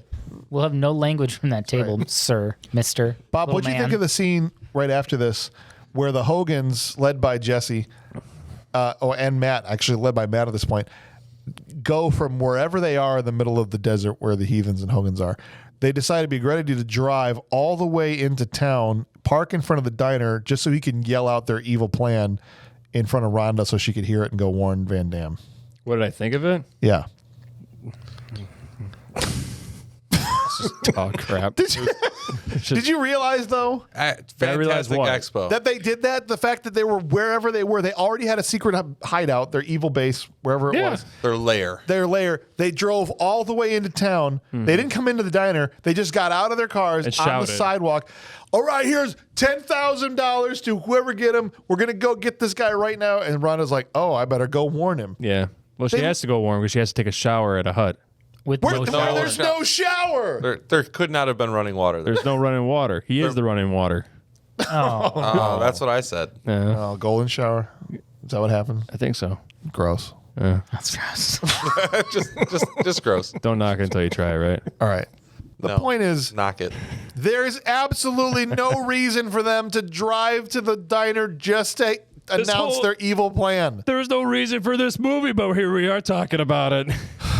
I blame you, Bob. This movie. How do you blame me? I didn't pick this. All right, It's our hold fault, Bob. We spoke about this earlier. Rhonda hears their evil plan on the sidewalk because they drove there to say it within her earshot. Because again, they just do the things that need to happen in the script. Yeah, there's no way to get Rhonda to Johnny Six Toes' house. Why did she decide that's the place to go look for him? Right. I don't know. Because I'm pretty sure in their thing they're like, we killed Johnny Six Toes. Right. Now we gotta go find But he's already know. the other dead. guy. How do you kill someone that's already dead? No, they did kill That's him. correct. How?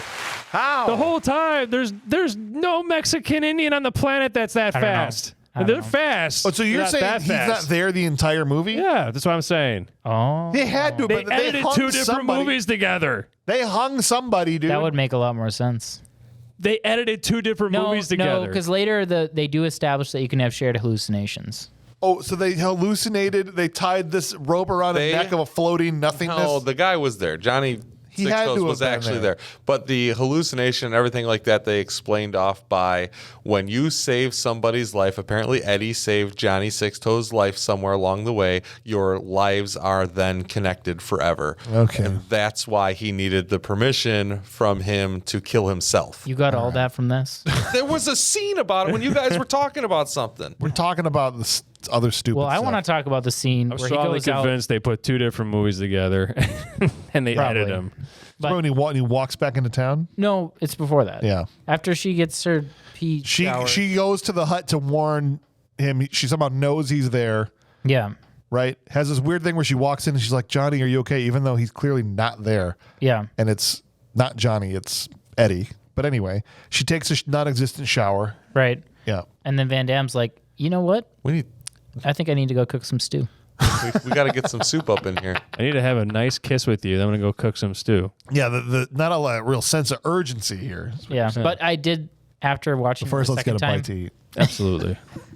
you're not you when you're hungry. We will not rest until we avenge That's right. the life lost here today. We will do nothing else until we kill all of these heathens. That's right.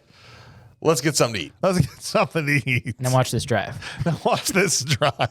No, I think it was actually incense because I think that was his. I think there's a lot of incest happening in this No, movie. incense. I think that he was burning like herbs on top of Johnny's grave. I think that's what that was supposed to It looked like he was But making it looks soup. like a big pot of soup that he's just like put Just some gonna cook basil some in soup. here. All right, so Van Damme walks back into town. Okay, this is the final showdown. Thank the Lord, this is the final showdown. We're close. We're close. Stay awake, Bob. See if you can stay awake. You're fading fast over Oh there. man.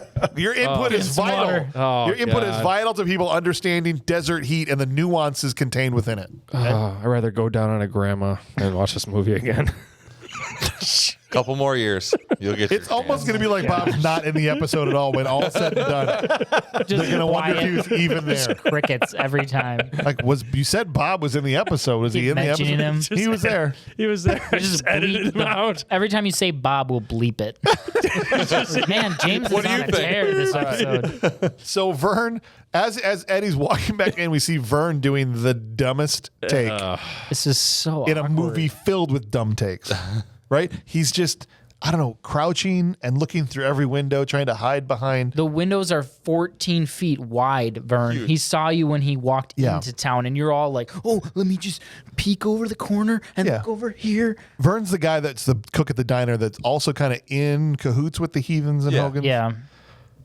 And he does this really weird take. And at the very end, you realize Eddie saw him the whole time. 'cause He Right. turns around and makes kissy face at him again. You're Yep. caught. But Yep. then he keeps doing the creepy thing all the way back to the phone, like Yeah. he's half lizard or something. He's actually stuck to the wall a little bit. Yeah. Right. Yeah. Ultimately, what happens is Van Damme wanted him to see him go into the hotel so that Right. Vern would tell the bad guys he's in the hotel because they're booby trapping the motel room Yep. Booby. to blow up when they go in there with some grenades on some of Eli's old oxygen Oxygen tanks, tanks. which is a brilliant idea. And sure enough, the bad guys roll into town.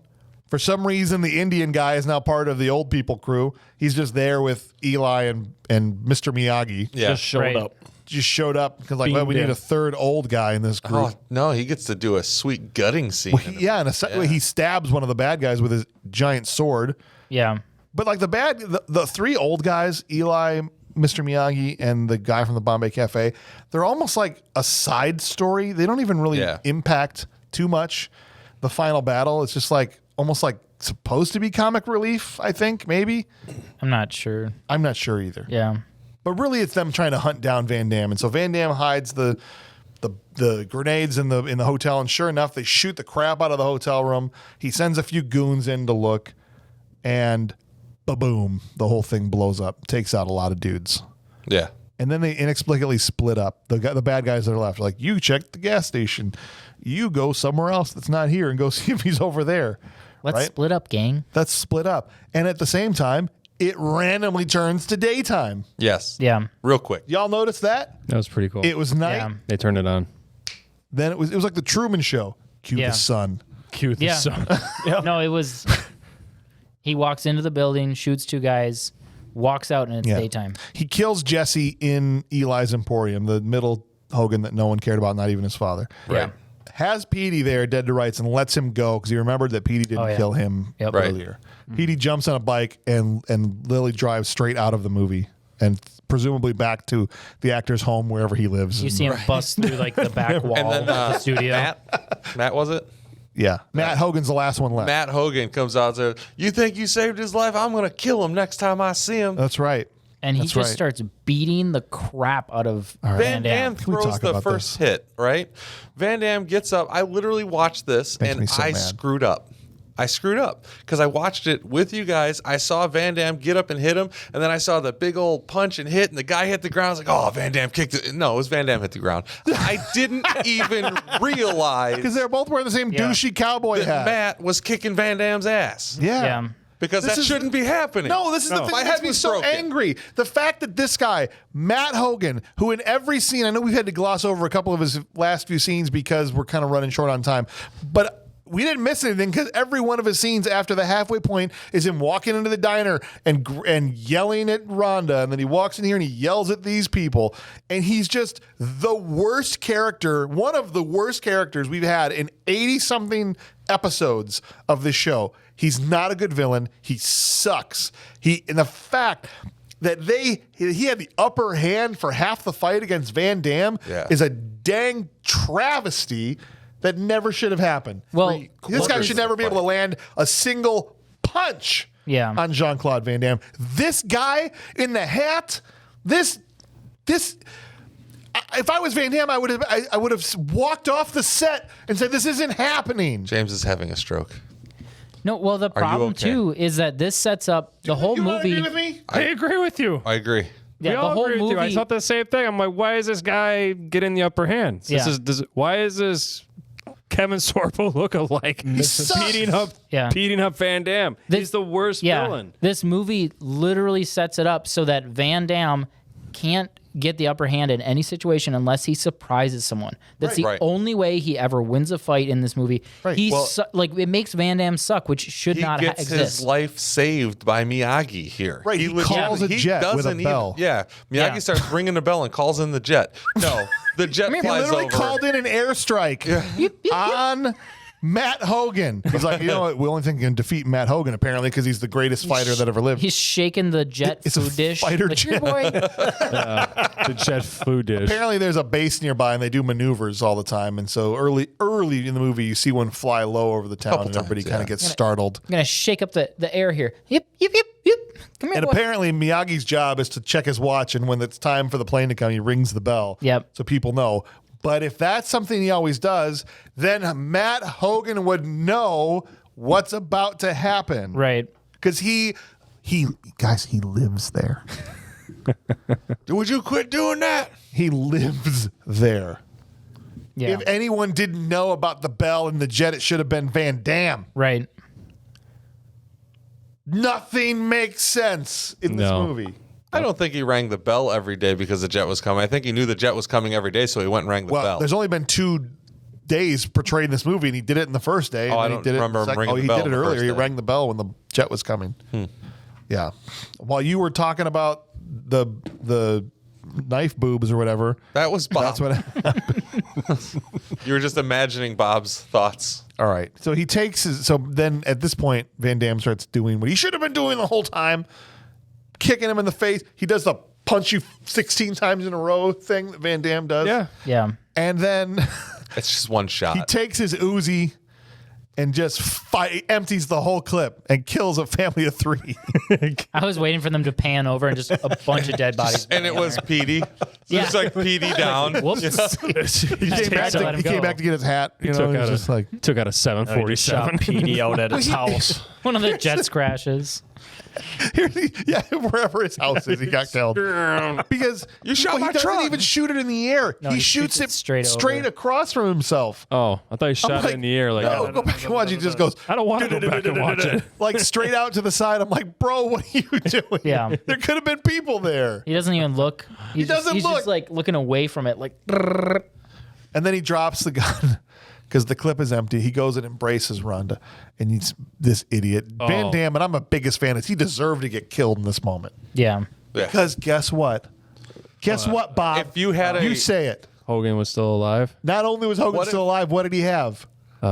Another clip. Another clip. If you had Imagine a that. detachable Imagine that. magazine weapon, you would probably carry an extra magazine No way. into a gunfight type situation. And so you drop the gun by the perp and just go and embrace your girlfriend. Well, guess what happened, guys? He pulls out the clip, puts it in the gun, and is going to shoot Van Damme. And Rhonda spins him around so she'll take the bullets.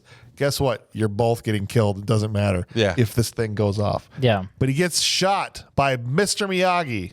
And I think Matt everybody does. Or everybody Matt claimed does. to have shot him. So Matt Hogan, before he can fire off the Uzi, gets shot by Mr. Miyagi. Or at least it seems like Because that. Eli was taking credit for it too. But then it cuts to Eli and he's like, "You're blind. I shot him." Yeah. And then Pops, the owner of the diner, is like, "They didn't give me a marksmanship medal for nothing." Yeah. And then it's the Bombay guy. I that's used like, my sword. I shot it with my sword gun. And they all start arguing. is that a sword that Condor shoots, or Man. is that a gun that shoots swords? Yeah, Yes. sword gun. 'Cause they is a have that in sword that shoots. Fortnite. And yes, yes. Sword that shoots. You'd think the craziness is over, but no, this movie saved the most insane lunatic thing. Oh my God. It had one more Two, bonkers. Two? All right, you'll tell me yours in a second. I think you know which one I'm talking about. Okay. The one that I almost got up and left after this happened. Okay. Yeah. I'm like, first of all, they blame it on UFOs. Yes. Yeah. Yes. Right? Read the paper. This place is on the map again. 28 disappeared. Cops are bamboozled. They don't understand what happened. And they did the aliens came and scooped all these, drug dealers and convicts up, right?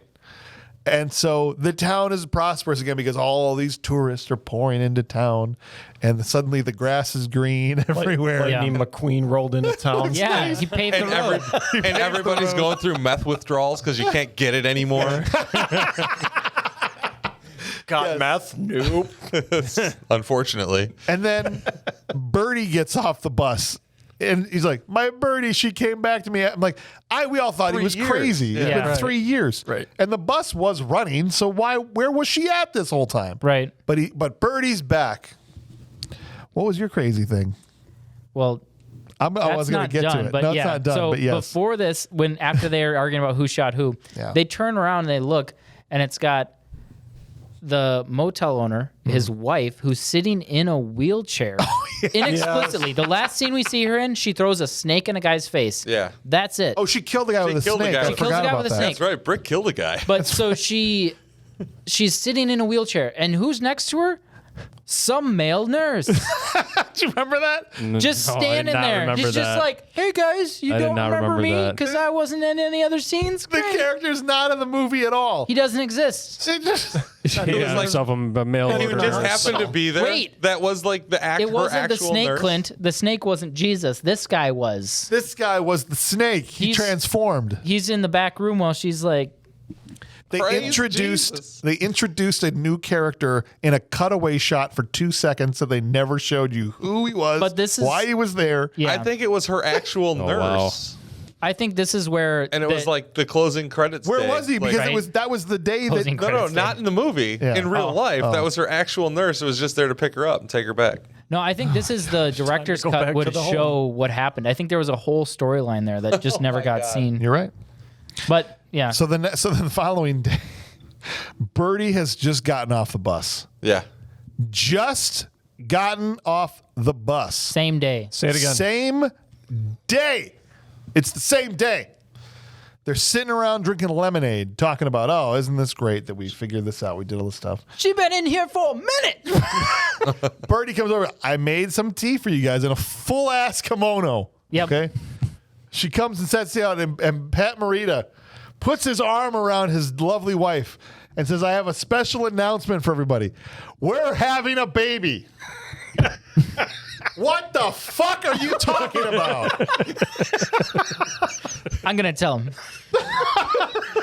I'm Nobody. like, "Pat, Don't anybody tell him. Don't tell him. I don't know how to tell you this, buddy, but that baby ain't yours, man." It's gonna come out black. Okay. Would you Oh, just get my her pregnant God. that morning? She's like, "I could feel it. You made me pregnant." Feels like man. there's a bass floating around. You know, that's how you can You tell. really knocked something loose in there, Tiger. This is how they're going to end the movie. The Birdie gets off the bus. He throws his arm around her and says, "We're having a baby." Doesn't She's make any pregnant. sense. Doesn't make It's- any sense. Somebody's gonna come up with some information we missed, and they're gonna like just tear this apart. I'm just saying, there's got to be something we missed. Has to. They It's can't gotta have be possibly 90 minutes. Just like He's got his whole script. Tom O'Rourke is sitting there beaming with pride. Man's never written a script in his life, right? And he's holding it there. 4 He's like, pages. "Oh my gosh. Front this and thing." back. Look at this. This is beautiful. Double spaced. But I can't figure out how to end it. The last 20 page is font. blank. The last page is blank, guys. It's just missing something. Missing something. What am I going to do? What am I going to do? He headbutts the mirror in his bathroom like Charlie Sheen. He's so frustrated.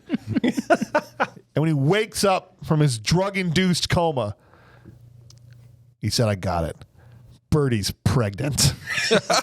It was there all along, staring me right in the face. Print the damn script.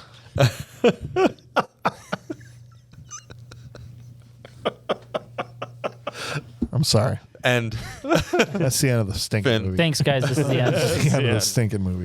It's the weirdest episode we've ever done. There was no This- material whatsoever. this started It's not that there off, wasn't any material. It's just the weirdest. Yeah. The movie There was just tons doesn't of make material, sense. but the movie was so weird and off the wall. It was. and didn't make any sense at all. That it's just this episode feels as much as like a fever dream as the movie did when we watched it. It feels like you're watching like Fear and Loathing in Las Vegas or whatever. Yes. It does. All right. We shouldn't also forget that Rhonda and Eddie had a shared hallucination of Johnny driving a motorcycle as they No one left gives the a desert, shit. right? yeah. Yeah. But You can see him too? yeah. I guess I can now. Oh god. Dumb. Hog tie There- me and F me with a rhino. We're going to give you some awards, which we always do here at Bad Movies Rule. We give out the first, as always, Will Patton Award for Intensity. This is the award we give out to the actor that was the most dialed in. No matter how ridiculous this movie was, they were giving it 110%. They were in it to win it. Like this man right here, like Will Patton, who always did everything, no matter the movie, like his life depended on it. I have my names. Who's your Will Patton? Oh, good. Who's your Will Patton Award nominee? Came prepared. Will Patton Award goes to, for me, would be, my nomination would be Danny Trejo. Danny Trejo. Because he wanted He- to bang Jean Claude Van Damme so bad. He was turned up. He was like on. Like he had a rhino boner in there. Like, he was like ready to go. I second. Louise. Oh, you're also going Yes. Danny Trejo. Yes. All right. I went with Bill Irwin as Eli. I thought he was was dialed good. in He and was took it good. very seriously. He good. was really trying to do that part really, really well. Bob, who'd you go with? The motorcycle. Motorcycle. Okay, so a non-vote from Bob. All right, Ryan. We've got the kids two. Table. Does he get? Do the kids get to vote? Oh, you can be a tiebreaker if we end up in a tie. How about that? Is that fair? I came prepared, but I mean, I'll let you say, but it's just not going to count. that's fine. Okay, Just well, kids let's- don't count. No, I mean, I kids get don't it. count. Yeah, kids All right, don't. so we got two people from Patreon playing along with us today, and so Mark Gusek is back.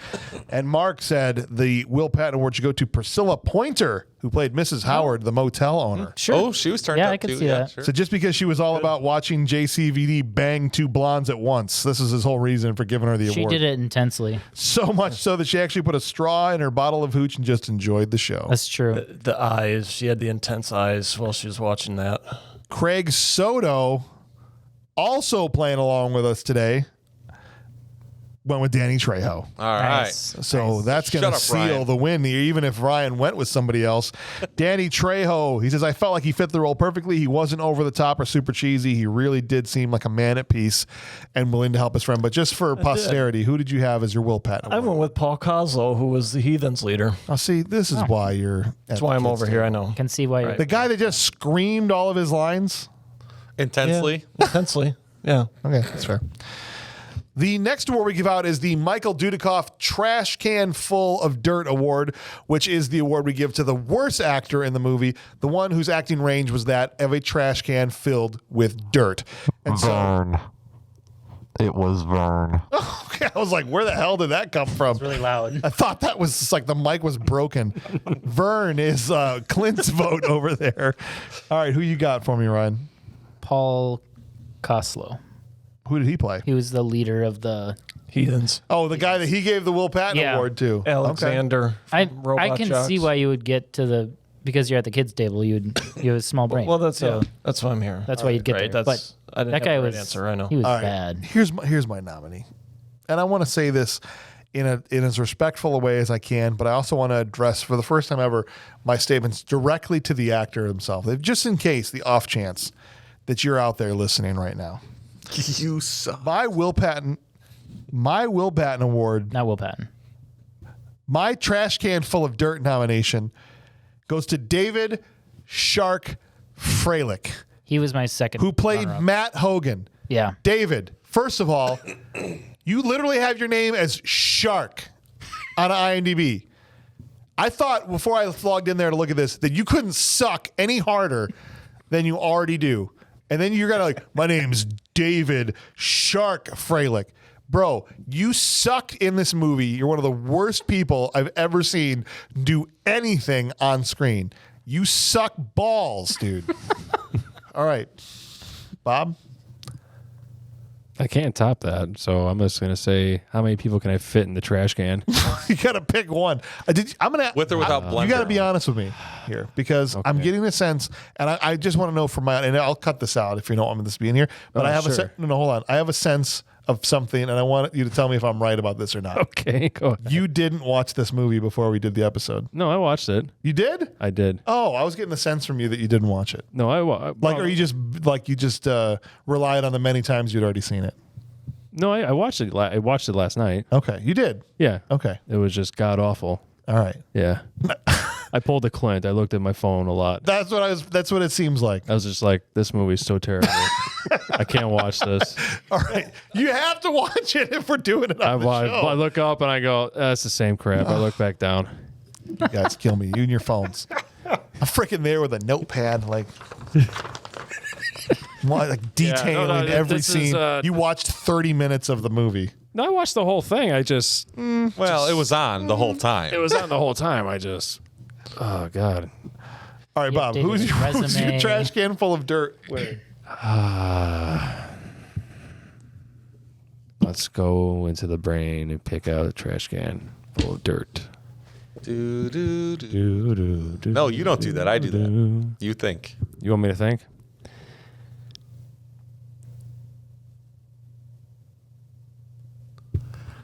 It was Vern. It was that. It was Matt. Any I'll go of with the the. heroes or I would go with Jesse, the middle child. Sure. Oh, Middle Jesse child. Hogan. Yeah, was very Jesse forgettable. Hogan. Yeah, I was he like, was what are you doing here, guy? Yeah, he was. All right, so we got one for Vern. We got one for the guy that played the leader of Played the Ives. Heathens. Yeah. We got one for Matt Hogan, and we got one for Jesse Hogan. Mm-hmm. All right, let's look before we go to the kids' table. Let's see what Mark Gusek and Craig Soto said. Mark gave it to Jean Claude Van Damme. it was tough to Nice. not. Yeah. So I've He seen was some in there. trash out of this man, and this is his worst outing yet. His tears at one point were Beastmaster-esque. This man cries like Tug Speedman, but with better martial arts. Love the Tropic Thunder reference there, Mark. That's perfect. Just trying to force the tears out of his face in that first It's gonna scene. be a Chinese New Year before that guy cries. Craig Soto went with Kevin West as Vern. He was extremely annoying. That one scene where Eddie comes into town and he's staring at him through all these windows with a goofy look on his face. Sealed it for Craig. He goes, he probably was a bad cook too. Yeah. Yes, Nice. he probably was. Nice. All right.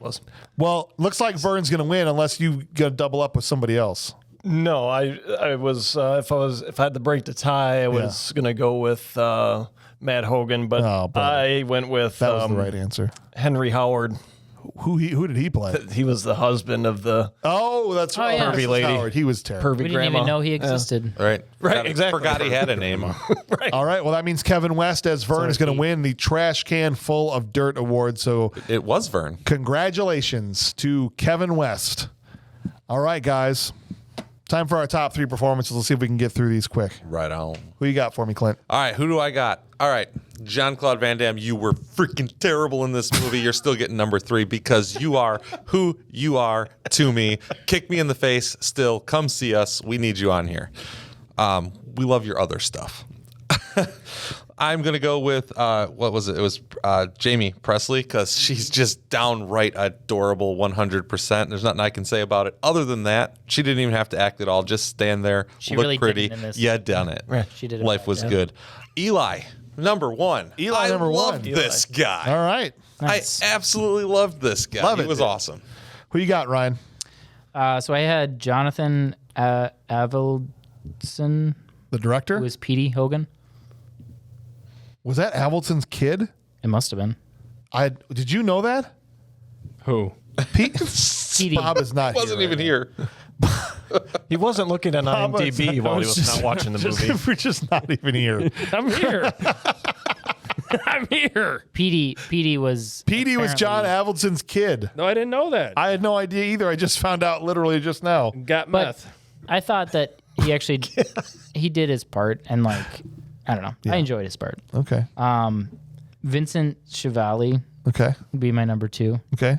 I know like nowadays it's not PC to like whatever, but I thought he was entertaining. We should talk about it for at least 20 more minutes. Okay. Later. And then Priscilla Pointer. Okay. was the motel Number owner. 1. Yeah. All right. I like it. I went with Gabrielle Fitzpatrick, played Rhonda, at number 3. Pat Morita at number 2. And I had Bill Irwin. I had Eli also at number 1, sir. Nice. And don't forget the tank. Dang it. Grab my tank. Grab my tank. He would have been honorable mention for me. He's awesome. Who's your top 3, Bob? The Dagger Boob sisters are tied. Of course they would be. Yeah, right. Yeah, that makes sense. They did their role perfectly fine. So that's the top 4, really. Oh my gosh. Who rounds out your top 3 after those 2? God, it's so hard. Jim Hanks. I'll give it to Jim Hanks. All right, we'll give it to Jim Hanks. What the hell? Ryan, you got a top 3 over there at the kids' I don't table? know who that is. Do I? Yes, I Jim Hanks. Who's Tom Jim Hanks' Hanks? brother. The guy that drove the bus that liked Dottie was in one scene. Yeah, he's. Oh, He was in 2 scenes. He came back at the end and was like, "You want to go see Yojimbo? This movie was based on it." Yeah, the samurai movie. I've Written never by been the to. same guy, Jean Claude Van Damme, under a pen name. I had Eli at 3. Okay. I loved Eli. I think he was great. Pat Morita at 2. Okay. I gave Danny Trejo number 1. I mean, Nice. he did the Brokeback thing perfectly. he did. Yeah. Played it well. Oh my Owned it. gosh. All right, here's what Mark Gusak had. He had JCVD at 3. So when he isn't trying to be emotional and just does martial arts, he's at his best, just like in this movie. A dramatic actor, he is not. Number 2, he gave to the ads that he got to watch. I pulled that Wow. move before. He said they were a nice palate cleanser from some of the garbage that's put on screen. And number 1, Pat Morita. He goes, how can you not love this man and anything he does? He was great all around in his line. I bet he gets lots of, you know what, will forever be ingrained in my mind. Funniest line in the whole movie. because of its out of placedness. Yes, that was That's what I'm saying. humor. Craig Soto actually gave us a top 4. He said Mrs. Howard, number 4, found her to be hilarious. She was so funny. She even took time. He found it funny every time she took out her flask and took a swig of it. The one time she comes walking out with a snake came out of nowhere. Yeah. Number 3 gives to JCVD. His character was all over the place, and sometimes his lines are goofy, but it was just cool to see him do his thing. Bill Irwin as Eli was number 2 for Craig. He was just a funny old crotchety man, and he had me rolling every scene he was in. And don't forget his tank. He puts that in there too. And number 1, he gave to Danny Trejo. There you go. It'll be up on the screen there for you, but I think Danny Trejo was highly rated by everybody across the board. Bill Irwin, the same as Eli. Seemed like the 2 that people liked the most. Yeah. So absolutely. So where do we come down on this movie, guys? If we had to come up with a final rating and say, okay, is this movie an objectively good movie? No. Clint. Is this a bad movie that rules? Like it's objectively bad, but I enjoyed it, or is it just full stop bad movie? Where do you guys land on this one, Clint? I want to Rolodex here. This is a full stop bad movie that I still enjoyed. It's a bad movie that rules. It's very barely a bad movie that rules, but it is. I enjoyed it. It was entertaining. All right, there you go. But it sucks. Dr. Madela. Yeah, I mean, I think you said it really well while we were watching. You literally just stopped and you're like, I don't know where this movie's going. Yeah. It's keeping me guessing as an action movie, if you can call it an action movie. But I would have to say it's a bad movie that rules because it is terrible. I hated it, but it also was hilarious to watch with other people where you're just going, what? What? Yeah. To your point, I did not expect bells tolling to a jet coming into a distraction to her trying to save his life to three people claiming to have shot him. I did not it's just see that. weird. It's just weird. Bob, where you at on this one? Terrible. Terrible movie. Just bad movie. It's full stop. You watched it alone. That was your beyond bad mistake. movie. Yeah, that was the problem. You should have been with us. It would have been a lot more fun. Yeah. This movie sucked. We had a I good brought time watching it cookies. together. All right, there was cookies. That was too far of a drive. Sorry. That's all I'll right. move my house physically. No, closer to you're yours. good. I'll get a truck and drag it. My uncle actually does that. You're absolutely fine. Mueller, where are you at on this one? Oh boy, this is one of those that, man, the dog shits next to your bed and you step in the middle of the night. It's just a bad movie. But I get the enjoyable aspect of watching it with other people. That would be because it's just fun to rip it apart. I mean, For sure. Yeah. there were Eli was fantastic, Pat Morita was fantastic, and there's all kinds of material to just rip it apart. I'd probably watch it again if it's on, right? We Yeah. get together to just shred it, but yeah, it's a bad movie. Yeah, I also went with a bad movie that rules with these guys. I just thought it was the weirdest, funniest thing I've seen in a long Strange, time. weird. Just hilarious. It sucks hard, So many problems. It is, but in a great absolutely way. bad. Yeah. In a great way, Bob. Okay? If I saw it by myself, Really? Yeah. I would have really If you were probably sitting, wouldn't have seen the humor in it. No, if I watch it by myself, I think it would have sucked bad. I laughed at the ridiculousness of some of the movie for sure, but Yeah. it's just bad. Yeah, that's great. Tell somebody else. Mark Gusek said, while I'd never heard of this one, I was surprised by parts of it. Mostly the supporting characters. Pat Morita, the old hotel lady. What the hell was the plot? And this is a good point he brings up here. What the hell was the plot? Revenge for taking a bike from someone and killing someone who was or wasn't there, and then the bike thing suddenly didn't matter at any point. And Right. right? No, Yeah. from the very beginning, the plot didn't make sense. No. So he goes, the diner lady knowing JCVD for all of 2 minutes and running out to tell him about the bounty was ridiculous. Where did she get a shower after this? No person in Right. the right mind would do any of this. The whole thing is ridiculous. That being said, after all that, for the first time ever in my BMR history, I will say this is a bad movie that rules. Nice. Only for some of the funnier parts. And lastly, Craig Soto said, I would say that this is also a bad movie that rules. That's 5 out of 7. That's not bad. And one of those votes doesn't count. Yeah. With the 5 kids out of table. 6. Right. Yeah, kids table. I was constantly laughing throughout the whole movie. Many things seemed to just be so nonsensical or didn't fit. Craig says there were many scenes when the time of day just changed randomly. However, there were some really cool explosions and so many of the characters were hilarious. This isn't a good movie objectively, but I enjoyed it and I would watch it again. So Nice. Thank you to Mark Gusek and Craig Soto. Thanks, guys. And if you guys want to participate and submit awards for the show, you can do that as part of our Patreon. So jump on there. Join the show. We want you guys to be part of this. Come on.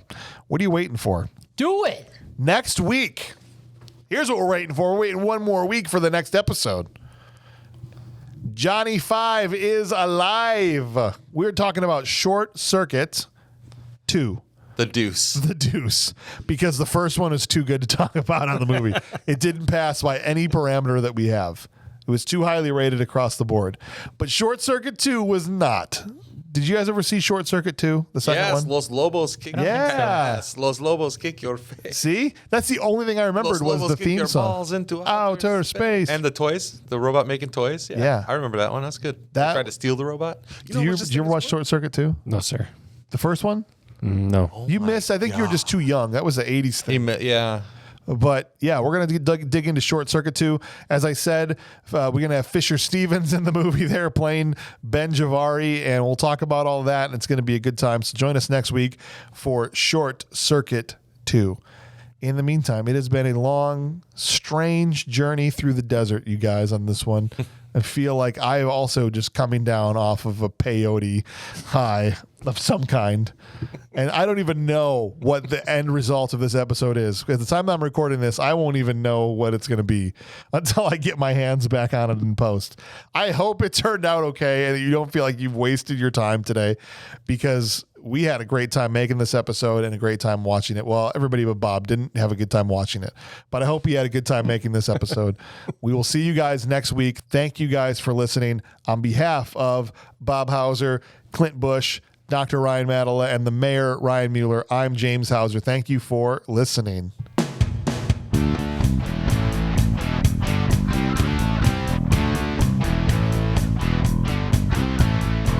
I'm Van Van Damme, and I'm driving through the desert now.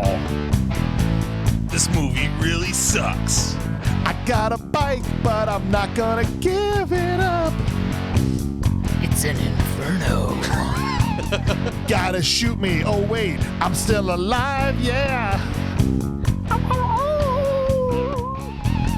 Doing blow off the counter at Denny's.